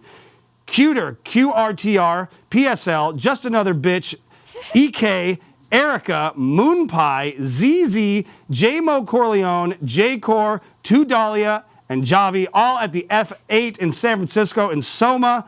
Check it out, everybody. 21 and up only, happening from 4 p.m. to 4 a.m. It is a 12-hour extravaganza. Do not miss out on that. Now, we have a little bit of music happening as well. We've got some cat activity. I think Ghost Cat's cat malaise is starting to spread through the studio. But that wasn't an invitation, Ghost Cat. I see what you're trying to pull. This is not your show. But you know what? It could be. Couldn't it, folks? It really could be. We're talking about something going on here, a little bit of a special. A band that was previously mentioned. Hellbound Pound is playing Grace's Birthday with Sclafrios, Aggravated Assault, NFG at Danny Murray's Irish Pub in San Leandro. Doors are at 7 p.m., music at 8 p.m., and it's free, everybody! But it's also 21 and up only, so be ready. Oh my goodness. San Leandro in here, that'd be great. Right, we need to get a branch out, San Leandro. Be proud, show your name out there. We got another little segment here, a little video info from our one and only Kate Vale. Please, Kate, tell us about what's going on in your neck of the woods. Hey, it is August 15th, Saturday. We have a show over in San Leandro that's actually a birthday bash. Happy birthday, Grace Alacantar. Hellbound Pound, Scalofrios, Aggravated Assault, NFG. This is a 21 and over event over at Denny Murray's Irish Pub. It's free. We love. And music starts at 8 o'clock. Happy birthday, Grace. And we also have another show over at Merchants, because Owl is kicking off their UK tour here at Merchants. Who else will be there? Grave Dodger, Glowing Brain. This is going to be a 21 and over event, and it is $10, and it starts at 8 o'clock. And I hope everyone has fun. Get over to Happy Birthday, Grace. Get over to UK Owl. Have fun. See you there. And I mean, I don't want to say it, but who could miss out on all that, considering the band Owl name? Now we've got bicycle kick practicing. I'm jealous. I need to get better in shape. Maybe, is there like a ticket? I'll be next in line. And I need to work on my gams a little bit, guys. A little late in the summer season here, unfortunately. But anyways, we are moving on to Sunday, August 16th here in the Bay Area. And Chi, if I'm not mistaken, you got a little something for us here, bud. Yeah, I sure do. The Self-Help Hunger Program is presenting the 8th annual Every Day is Black History. This event's called Building Beyond the Bars, and it's featuring Spider Beats, Dub Esquire, Mila Mahasin, Atmospheric Funk, Gregory G, Mel Yell, Al Bundy, Jabari Shaw, and more. There's going to be guest speakers. Billy Blaze is going to be there with his art. This is happening at the Jasper P. Driver Plaza at 61st and Adeline in Oakland. Make some noise, everybody. Go check it out in Oakland on Sunday, August 16th. Now, we're going back to Day 3 of 3 for our Back from the Grave festival happening out at Spats in Berkeley, featuring Cape Fury, Stompin' Riff Raffs, Ogres, The Vaccines, shout out The Vaccines, Clean Girl and the Dirty Dishes, A Strangulator, Houndsman, Ific, Salted, and more. More's gonna be there, everybody. Can you believe it? The doors are at 2 p.m. It is a $20 ticket, and it is all ages. Go check out Spats in Berkeley on the 16th. Now, we're keeping the music theme alive here. Our 4th annual Bliss Fest is going to be happening at the Presidio Theater Performing Arts Center here in San Francisco with Elliot Peck and friends, Combo Tezita, shout out Combo Tezita, Michael Motorcycle, shout out Michael Motorcycle, and members of Citrus Bella. The doors are at 1:30 p.m. with the music at 2 p.m. It is $25. Youth under 17 get in for free. That's what we like to hear. Free is always the best. In this economy, oh, can you do the I'm gonna do a special request. Find the monkey rolling the joint, listening to Foghat from Family Guy. If you can pull that clip up, I will give someone a special glow-in-the-dark Talking Schmidt sticker that I don't think exists anymore outside of the one I have. So first to that, the duel race is on. Music and film, we're gonna talk a little bit about Ink and Dagger with Lee Shock, ex acto, screening of The Order for the Ink and Dagger doc, which is a former band or a current band around. I believe George is telling me Eric Wyham was even a future member of it. It might have been a producer of it at some point. We're trying to figure that all out still, but a very interesting story about this band. So if you are interested, it's going to be at 924 Gilman Street in Berkeley. The doors are at 5:30 p.m. and the screening starts at 6 p.m. with the show at 7:30. It is $25 in advance. $30 at the door, and it is all ages. One of the best things about Gilman. Go check that out if you want to get your cinema on this coming week. We got another one from our one and only. Wait, oh, who's got it? I think we're close. We're getting there. One of them. Nah, we got to come back and check it on the next one. You're so close. We'll get there. We're going to talk to our friend Kate Vale, who's got another date book suggestion. Kate, go ahead and send it off. All right, it is August 16th, Sunday. Not only is it Oakland Pride, but we also have a really awesome show happening in Oakland. Over at Pussy Palace, Earth Abide, Oceans of Ash, Sex Pit, God Patrol, 3 Towers. All ages show over at Pussy Palace, $15, and it kicks off at 3 o'clock, music at 4. Happy Oakland Pride, and happy awesome show at Pussy Palace Day. Bye. Absolutely. I'm putting it into Congress right now. Pussy Palace Day should be a national I think they got it. day. I think I'm not they gonna got lie. it. We got it? Can we go ahead and cut to the stage real quick? Oh no, you guys both have it. Shit, I only have but one sticker though. What's the other one? We don't have the licensing for Foghat, so just slow ride, take it easy. Well, that was anticlimactic. Welcome to the Schmidt Show, everybody. Well, I'll give you guys a sticker and we'll cut it in half, and you guys can you can have it that way. And then if you want to split it into fourths even, wouldn't that be cute? Wouldn't that be something, guys? I think that'd be great. I think that would be perfect. Your phone, so when you put your phones together, lines. Oh, that's actually really, yeah, just line them up across the phone so each one, you're onto something here. I think you might be onto something here. We are officially at Monday. We are the halfway point of the program, which means we have one of two ways of continuing this segment. Now, we have a little ongoing contest. There is a game over here on our console system that George claims is impossible to beat. Has anyone actually beaten it yet, George? Yeah. It happened. You had to stop an episode early. That's right. That's the only time. That's right. Yeah. So here's the deal.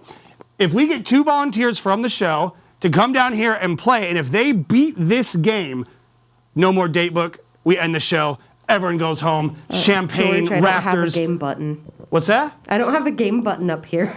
Oh, well, either way. I have a Grinch button, but... That works. Oh, God, no, don't hit the Grinch button. No, please don't. Hit the Grinch button! You can hit the Grinch button if you like. Should I forget if this is going to work? Hang on. Let's see a little experiment. Oh, shit, no! Oh, fuck! No! That is fucking hilarious. That is... I won't even say their name because they are an elusive creature and they try to be as back behind the scenes as possible, but sometimes the universe just finds a way to have to. Alana, you were made for the camera. Darling, you're a star. That was our producer, Alana, and we are finding out things right now. I volunteer Abe Jr. and Silvio. Abe Jr. and Silvio, why don't you come on down here for a minute? Come on down here. Come on down here. Now, if we don't have the... Oh, there we go. We have access to the screen right there. Okay, so what you're going to want to do, feel free to kick start, and whenever you guys are ready to start the game... Which was the start button? I think it's... Oh, God, it's not the one that says start. Oh, look at you! Oh, no, let's see here. So let's do... Boom. George, I need help. I'm dumb. Oh, there we go. There you go. All right, we're in it, everybody. Oh, okay. No, stop. Wait. There you go. No, come help me. Come help me. No. Blue is just dancing in the corner, everybody. Oh, no, he's down. Okay, there you go. There you go. You're on him. You're smoking him. There you go. Dip down like that again. Stay low. He's hitting you with the suplex. That's some bullshit. Okay, here we go. There you go. You down him down. Kick him again. Stay low. Ladies and gentlemen, this is life in motion. Oh no, we're down a character. We're down one. It's all on you. No pressure though. But if you don't win, you have to walk home. Ah, man. A triumphant effort, I must admit. Thank you so much. We appreciate you. It's all right. The game is notoriously difficult. Like I said, we've been doing What's Poppin' for a few years now, and I think only one person has beat it. So hey, keep your heads high. We still love you. You're in the family. You can still come over to Thanksgiving. But that means we got one more week of our show announcement here. So let's go ahead and dive straight in, because on Monday, August 17th, Oakland Pride Talent Show is taking place, and this is a pretty cool opportunity to win some serious fucking cash, showcasing up-and-coming local LGBTQ plus talent presented with KQED and Psyched Radio right here in the Bay Area. Okay. There is a $2,000 cash prize, and it's all happening at Crybaby in downtown Oakland between 6 p.m. and 9 p.m. It is a $10 cover, 18 and up only. But guys, come join the talent show. If you got that weird, maybe not the ping pong ball trick if you know what I'm talking about, but if you play flute and you can like balance a plate on your head or something, by all means, please come down. You never know. You could walk out with $2,000. How much money we talking? $2,000? We're talking 2 bills times, you know those 2 bills? We're gonna add another zero on the back of it. Ooh. That's $2,000 single dollars, and they will be paid in coin. I gotta get better at my juggling. Well, you got some time because that's happening next Monday the 17th. So make sure you check that out. We got another little show announcement from our dear friend Kate Vale. Please, Kate, take it away. All right, it is Monday, August 17th. Hell yeah. We got a banger for you over at 924 Gilman. Hong Kong, fuck you. Okay. Euthanized. Mormon Mancers. Throat rip. Different method. All ages show over at 924 Gilman. 15 in advance, 20 up the door. And doors at 6 o'clock. Have a fun time. Be safe. Be safe. Bye. You better be safer. Kate's going to come for you, everybody. Make sure you check that show out. Thank you, Kate. Thank you very much. Now, excuse me, Tuesday, August 18th is where we are at right now. And there is a little bit of a cultural fascination right now called the cinema. Maybe you've heard of it. And if you're interested in learning more about the cinema, go check out this new film, When We Win, political education film series. The Bay Area premiere of Free Joan Little is happening, directed by Yorba Richin, with the filmmaker discussion happening as well, all at the La Peña Cultural Center in Berkeley. The doors are at 7 p.m. with a screening going between 7:30 to 9:30, sliding scale of $5 to $25, and they are able to work with you if you aren't able to properly afford a ticket. They want to work with you and get you in. So if you're interested in learning about When We Win political film education series and watching Free Joan Little, check it out in Berkeley this Tuesday. Now, Elizabeth and the Catapult. Intimate pre-release tour show ahead of her 6th album, Responsible Friends, which is coming out September 18th, is happening at the Back Room in Berkeley with John Titterington as the opening act and the support. Doors at 7 p.m., music at 8 p.m. Tickets are $25 to $27, and it is all ages. Go check that out, everybody, in Berkeley. Alrighty, so now we're going to go ahead and bring it to Wednesday, August 19th, everybody. And we got a comedy show happening, the 12th annual Desi Comedy Festival. The biggest South Asian comedy festival in America is happening at the Sound Room out in Oakland in the East Bay. 6-night fest runs the 18th of August through the 23rd. More info at desicomedyfest.com if you're interested in finding out. The show is happening at 7:30 to 10 p.m., $25 to $37 for the tickets. And not specified, but likely all ages, but make sure you check out with the venue to make sure that that is the case. Felix, how about you go ahead and tell us this super important show happening right there with the star next to it? This one's pretty important. It's pretty top tier. It might be, you know what? It might even be an official inner thigh slapping Schmidt pick of the week here, everybody. All right. Well, Wednesday, 19th of August, we have Talking Schmidt. Hey, that's me and my show. What we're doing now? Modern Monsters at the one and only Complex, San Francisco. It is from 7 to 9 p.m. It is free.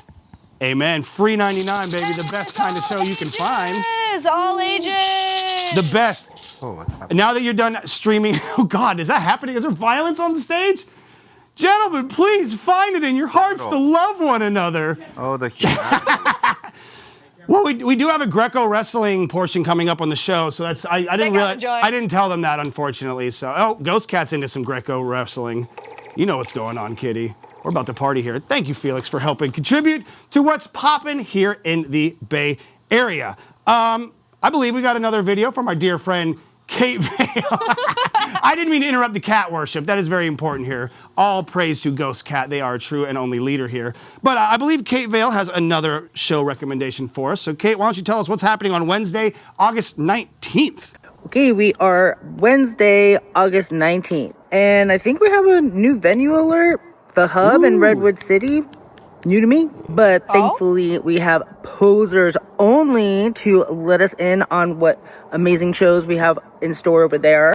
Posers only presents Space Vacation, Tower Hill, Adamantus, Hands of Goro. This is gonna be a 21 and over show over at the Hub in Redwood City. 1464, just round up $15. Show starts at 7 o'clock. Have fun. Check it out. Go check out Redwood City, everybody, and go make some noise for Kate Vale, host of Hard at Lurk right here on the Complex SF channel.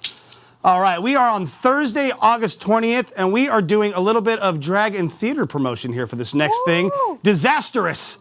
Oasis's season opening drag cabaret show written by owner Darcy Drawlinger, marking the venue's reopening after closure. This is running from August 20th as the debut, and it's ending September 12th. So you have a little bit of time to check it, but go there opening night if you can. Oasis Cabaret and Nightclub in the Soma is where you're going to check this out. Doors are at 6 p.m. The show is at 7 p.m. And tickets range from $25 to $48. Varies by date and seating, so get your tickets fast. And it is 21 and up only. So check out Disastrous right here in the Soma District. All right, San Francisco, SF Bay. You know what? I'm going to pass this off to you real quick, Felix. Why don't you go ahead and read that one right there, Music SFA. Well, I get a drink of water because my voice is doing that thing it does. All right. On Thursday, 20th of August, we have SF Bay Pop Fest, Night 1. We have Tony Malone... Melina? Melina? Gotcha. Yes. Galore, Paper Jam, Monster Treasure, DJ Kid, Frostbite. It will be at Bottom of the Hill in San Francisco. At 7 p.m. are doors. Single day tickets are now available. Low ticket alert. Get your tickets. You've been soon. warned. And it's all ages, and it does not say how much the tickets are. Well, that means it's probably reasonably priced. So go check out Bottom of the Hill, everybody.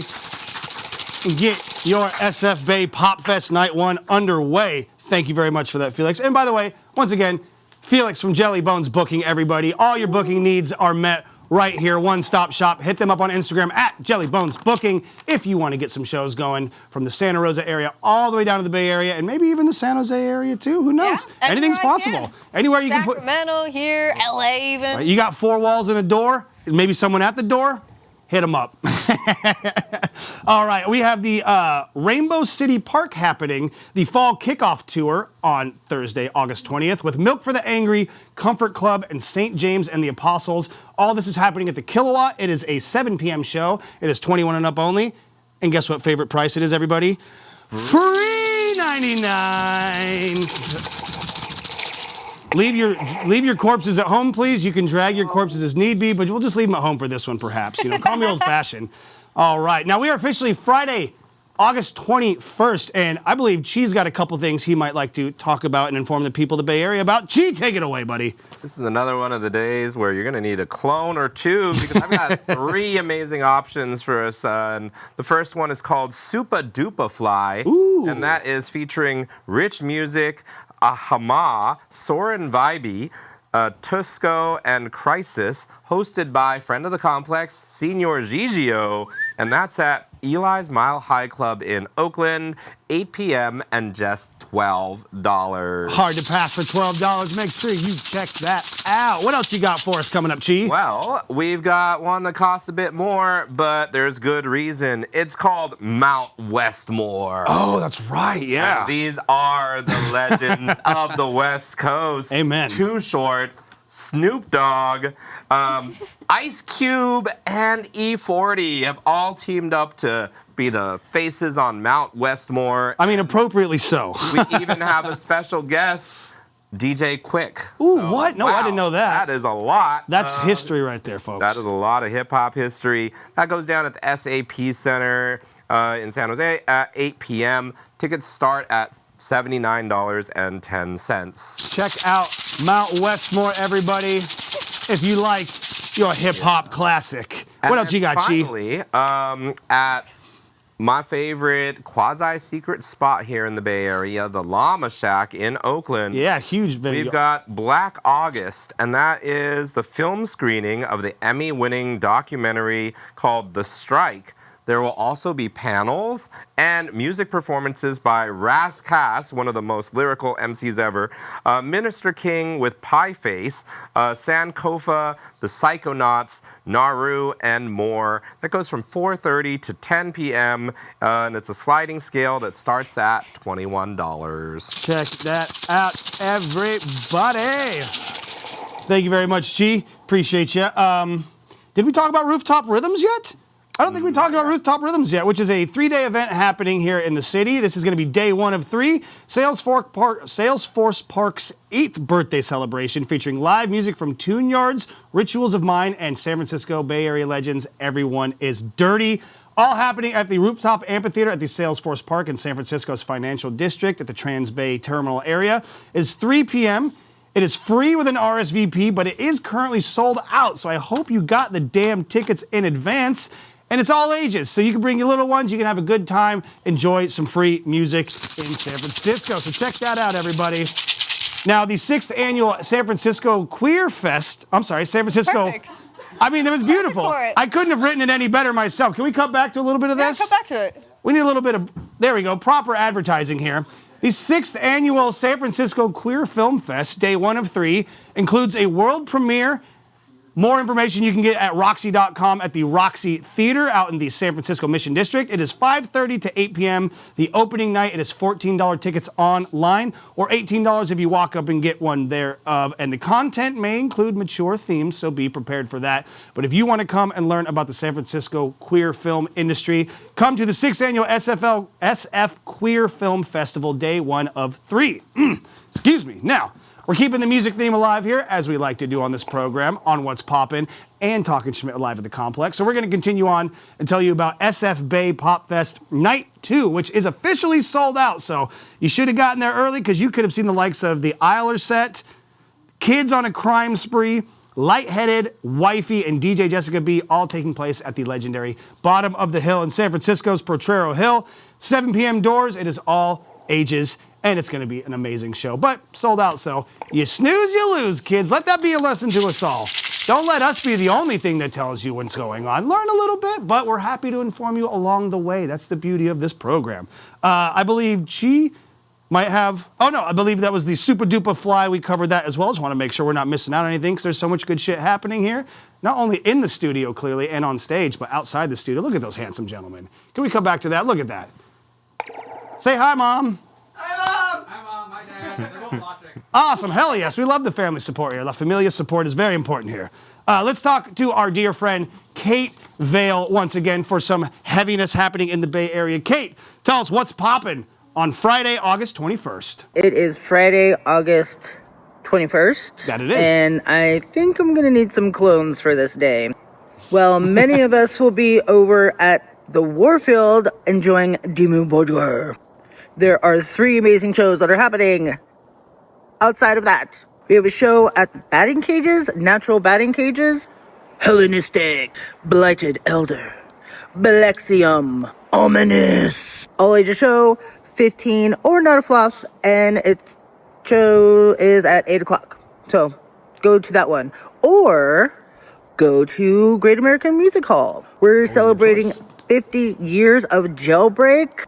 Thin Lizzy's Jailbreak, of course. Bunkrana, Slow Fag, and of course, The Rockers.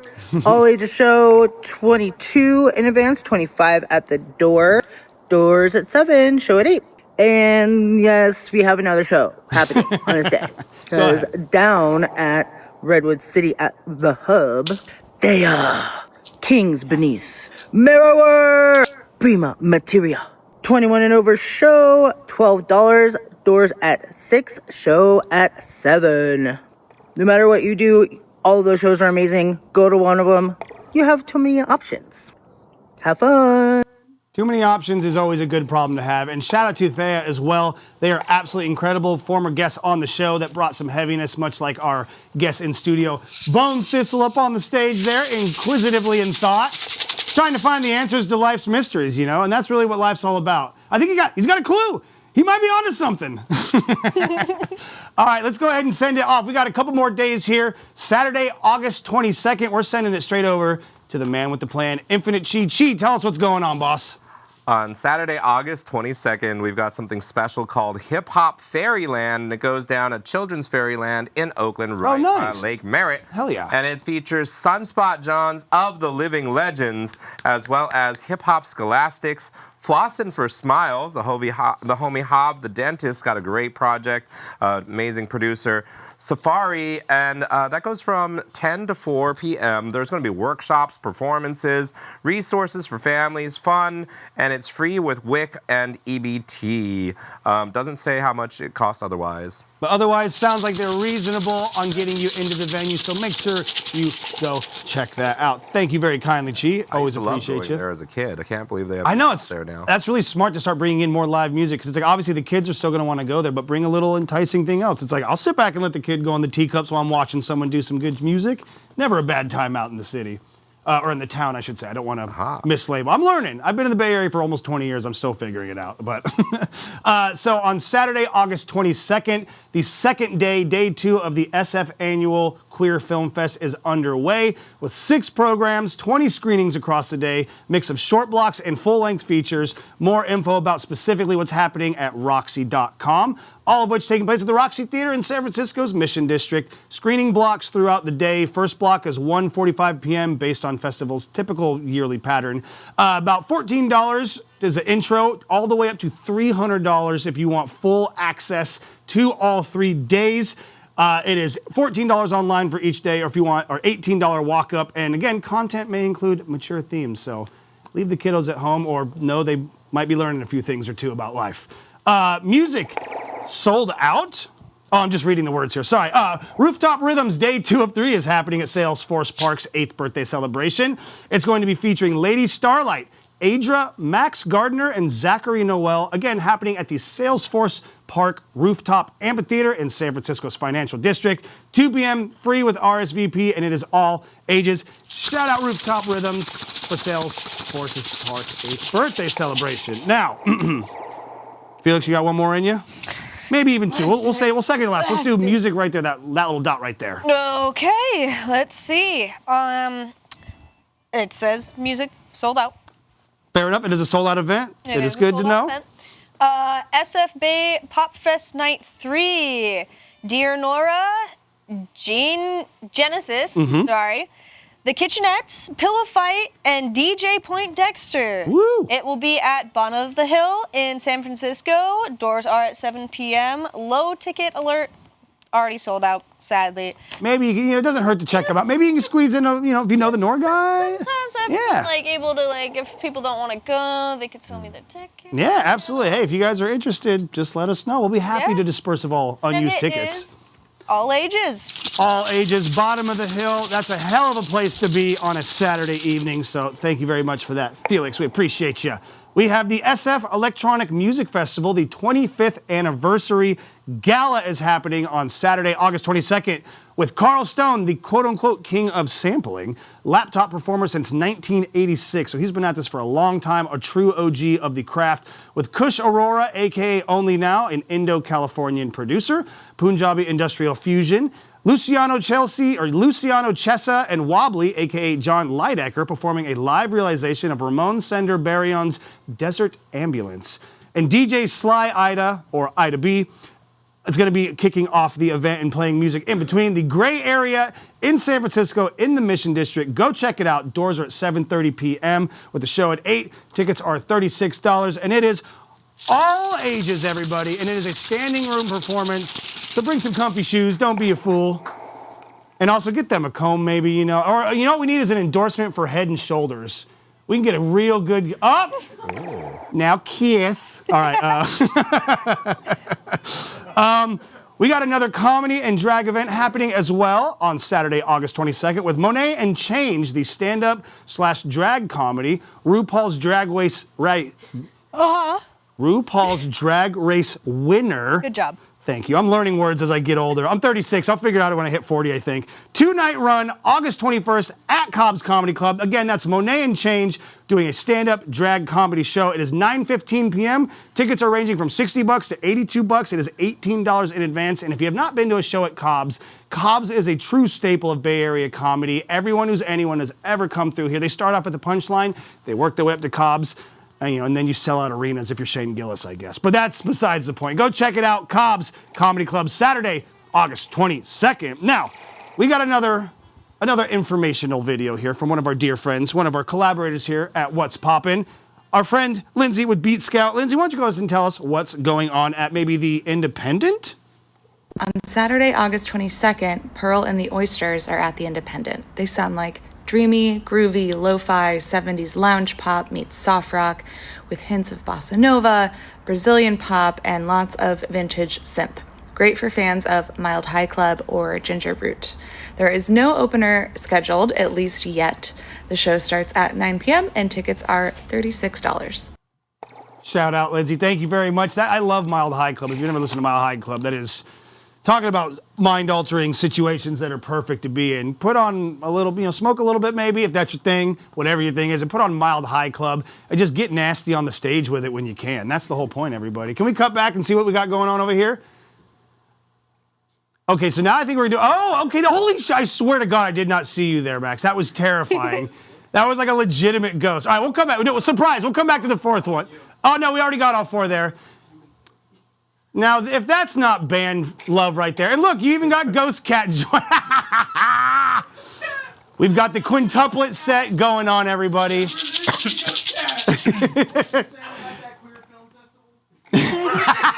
It is, oh, don't worry, buddy. I'm not done yet. We still got to get to Sunday. But before we do that, our dear friend Kate of Hard at Lurk has another show recommendation happening. I believe this time out in Oakland as well. So, Kate, take it away, everybody. Saturday, August 22nd. Over in Oakland at Eli's Mile High Club, we have a really good show you're going to want to check out. Submission Directive, Sumerius, Manette, Funeral Chant. This is going to be a 21 and over show over at Eli's Mile High Club. I couldn't find the price, but it's going to be reasonable. They're really nice over there. Doors at 8 o'clock, show at 9, and have fun. See ya. Hell yes. That's an important one. Have fun, everybody. Sometimes life gets a little serious, but you remember, you gotta laugh. Jesus, I'm great. Oh, no. We're losing him. No. Somebody get him a blanket. He needs more and less blankets somehow. It is a true medical mystery. But speaking of the 6th annual SF Queer Film Festival, Sunday, August 23rd is going to be day 3 of the Film Fest, the closing evening. Again, 6 programs today. That day featuring animated shorts, Art in Motion, Small Bites, Brave, Mela Festival, which is South Asian queer shorts, and closing with the documentary Black as You Are, directed by Michael Rice, confronting queerphobia in Black communities. Roxy Theater, San Francisco, screening blocks throughout the day, with the first one starting at 1:45 p.m. Make sure you check out Roxy.com for all information and the timings of everything. But otherwise, again, tickets are about $14 per show, I would imagine. Walk-ups are $18 day of. And again, final time, content may include mature themes. So make sure you check out day 3 happening Sunday, August 23rd. Now, SF Bay Pop Fest has a fun... God damn it, Alana. I'm fucking having a great time. I hope everyone else is too. I'm fucking loving this. Fucking, I lost my train of thought. I'm having too much fun. And I'm spitting all over the paper. I am a mess right now, guys. I need therapy. But besides that, we got more shows coming up. But we got Ozcat until then, which is good.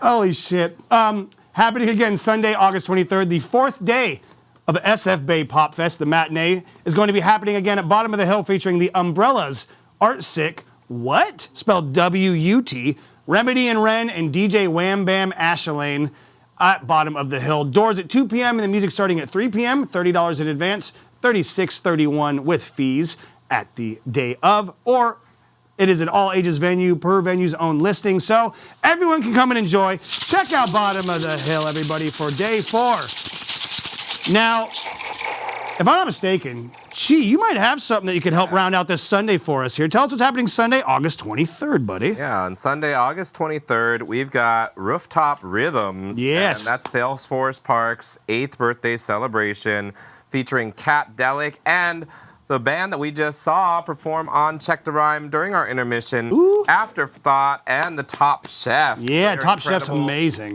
Their Stoop Sessions videos are That's what got me into them. off Yeah. on Instagram. Good for them. They're Check them out. incredible band. They get the love. That's at 2 p.m. It was free with RSVP, but it's sold out. But hey, maybe you can get in. Give it a try. It's worth it. Hell yeah. Trying never hurt anybody. Except for that time I tried juggling knives, but I learned my lesson from there. Just switch to batons. Who am I? Let's go ahead and check. Oh, wait, we'll give him a second. Let's do a little shuffle around. Let's see if we can mix it up.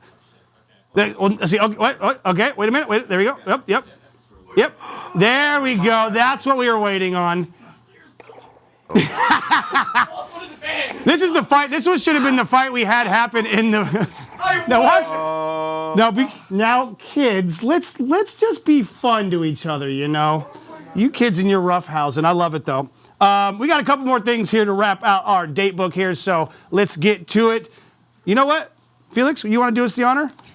This one right here, right there, it says Musica. Music on Sunday, the 23rd of August. We have EVE, SF Rejects, Agony Aunt, and Spats at North Berkeley Gourmet Ghetto. Oh no, Spats is the name of the venue. Yeah. North There you go. Berkeley Gourmet Ghetto. Absolutely. It is at 7 p.m.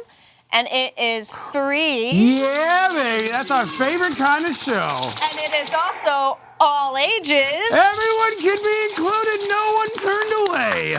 And yeah. And fucking a third thing, you know? I think that's it. That's it. I think that's excellent. Thank you very much, Felix, for delivering that with excellency and a little enthusiasm. We need that here. I know I'm cooking. The date book is a lot, and we love you all for hanging out and enjoying us because we want to give you guys all the information because there's so much good shit happening on, and we're very strange. We're very strange and very strong. Yeah, absolutely. It's strange and strong. That's kind of how I feel myself. Kate, you got another show recommendation for us here. Let's send it off to her. We are at Sunday, August 23rd. We have an amazing show for everyone at the Rickshaw Stop, brought to you by Psyched Radio. Snake Mother, La Sombra, Earth Tongue, Hippie Death Cult. This is going to be an all-ages show over at Rickshaw Stop, and it is $18 in advance, $24 at the door. Doors at 7, show at 8. All those bands rock. Everyone rocks. You rock. You rock. And keep on rocking. Have a great rest of your weekend and see you next time. Bye. You know what? You all do rock, everybody. Let me just take a quick second. Everyone out watching right now, whether it's mom and dad or friends or family or anyone, just a random viewer, we love you. We appreciate you. And it means the world to not only us, but to everyone in the studio, all the crew here, the band. I mean, they're getting their workouts in. It's a beautiful thing. We're working up a sweat and we're learning about each other.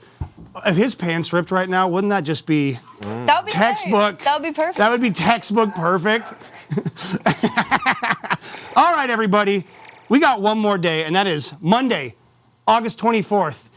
And that is going to be the next date where you can catch the full episode of a new What's Poppin' happening right here on the Complex SF, everybody.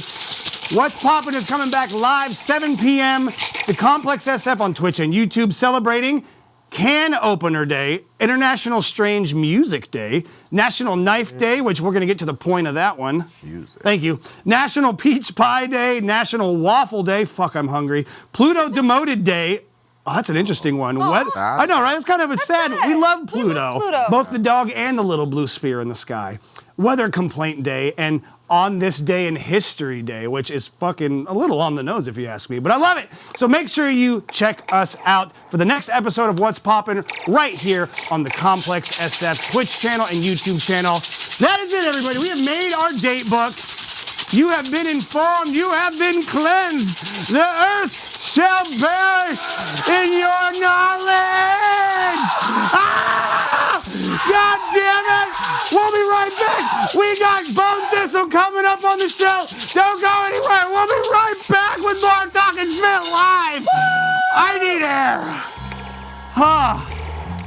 And welcome to the complex here in beautiful downtown San Francisco. I am your pal, Steve Ward Moore, and this is What's Poppin', the Bay Area's arts and entertainment talk show. Each episode features hilarious and insightful interviews with local Bay Area celebrities. Also, the people behind the scenes of the coolest venues and events happening in the Bay Area. We have a brand new house band that comes in to perform live for us right here and for you at home on your devices. Join us every other Monday, twitch.tv/thecomplexsf. Be a part of the revolution, be a part of the family, and you never know who's gonna stop by the studio over here.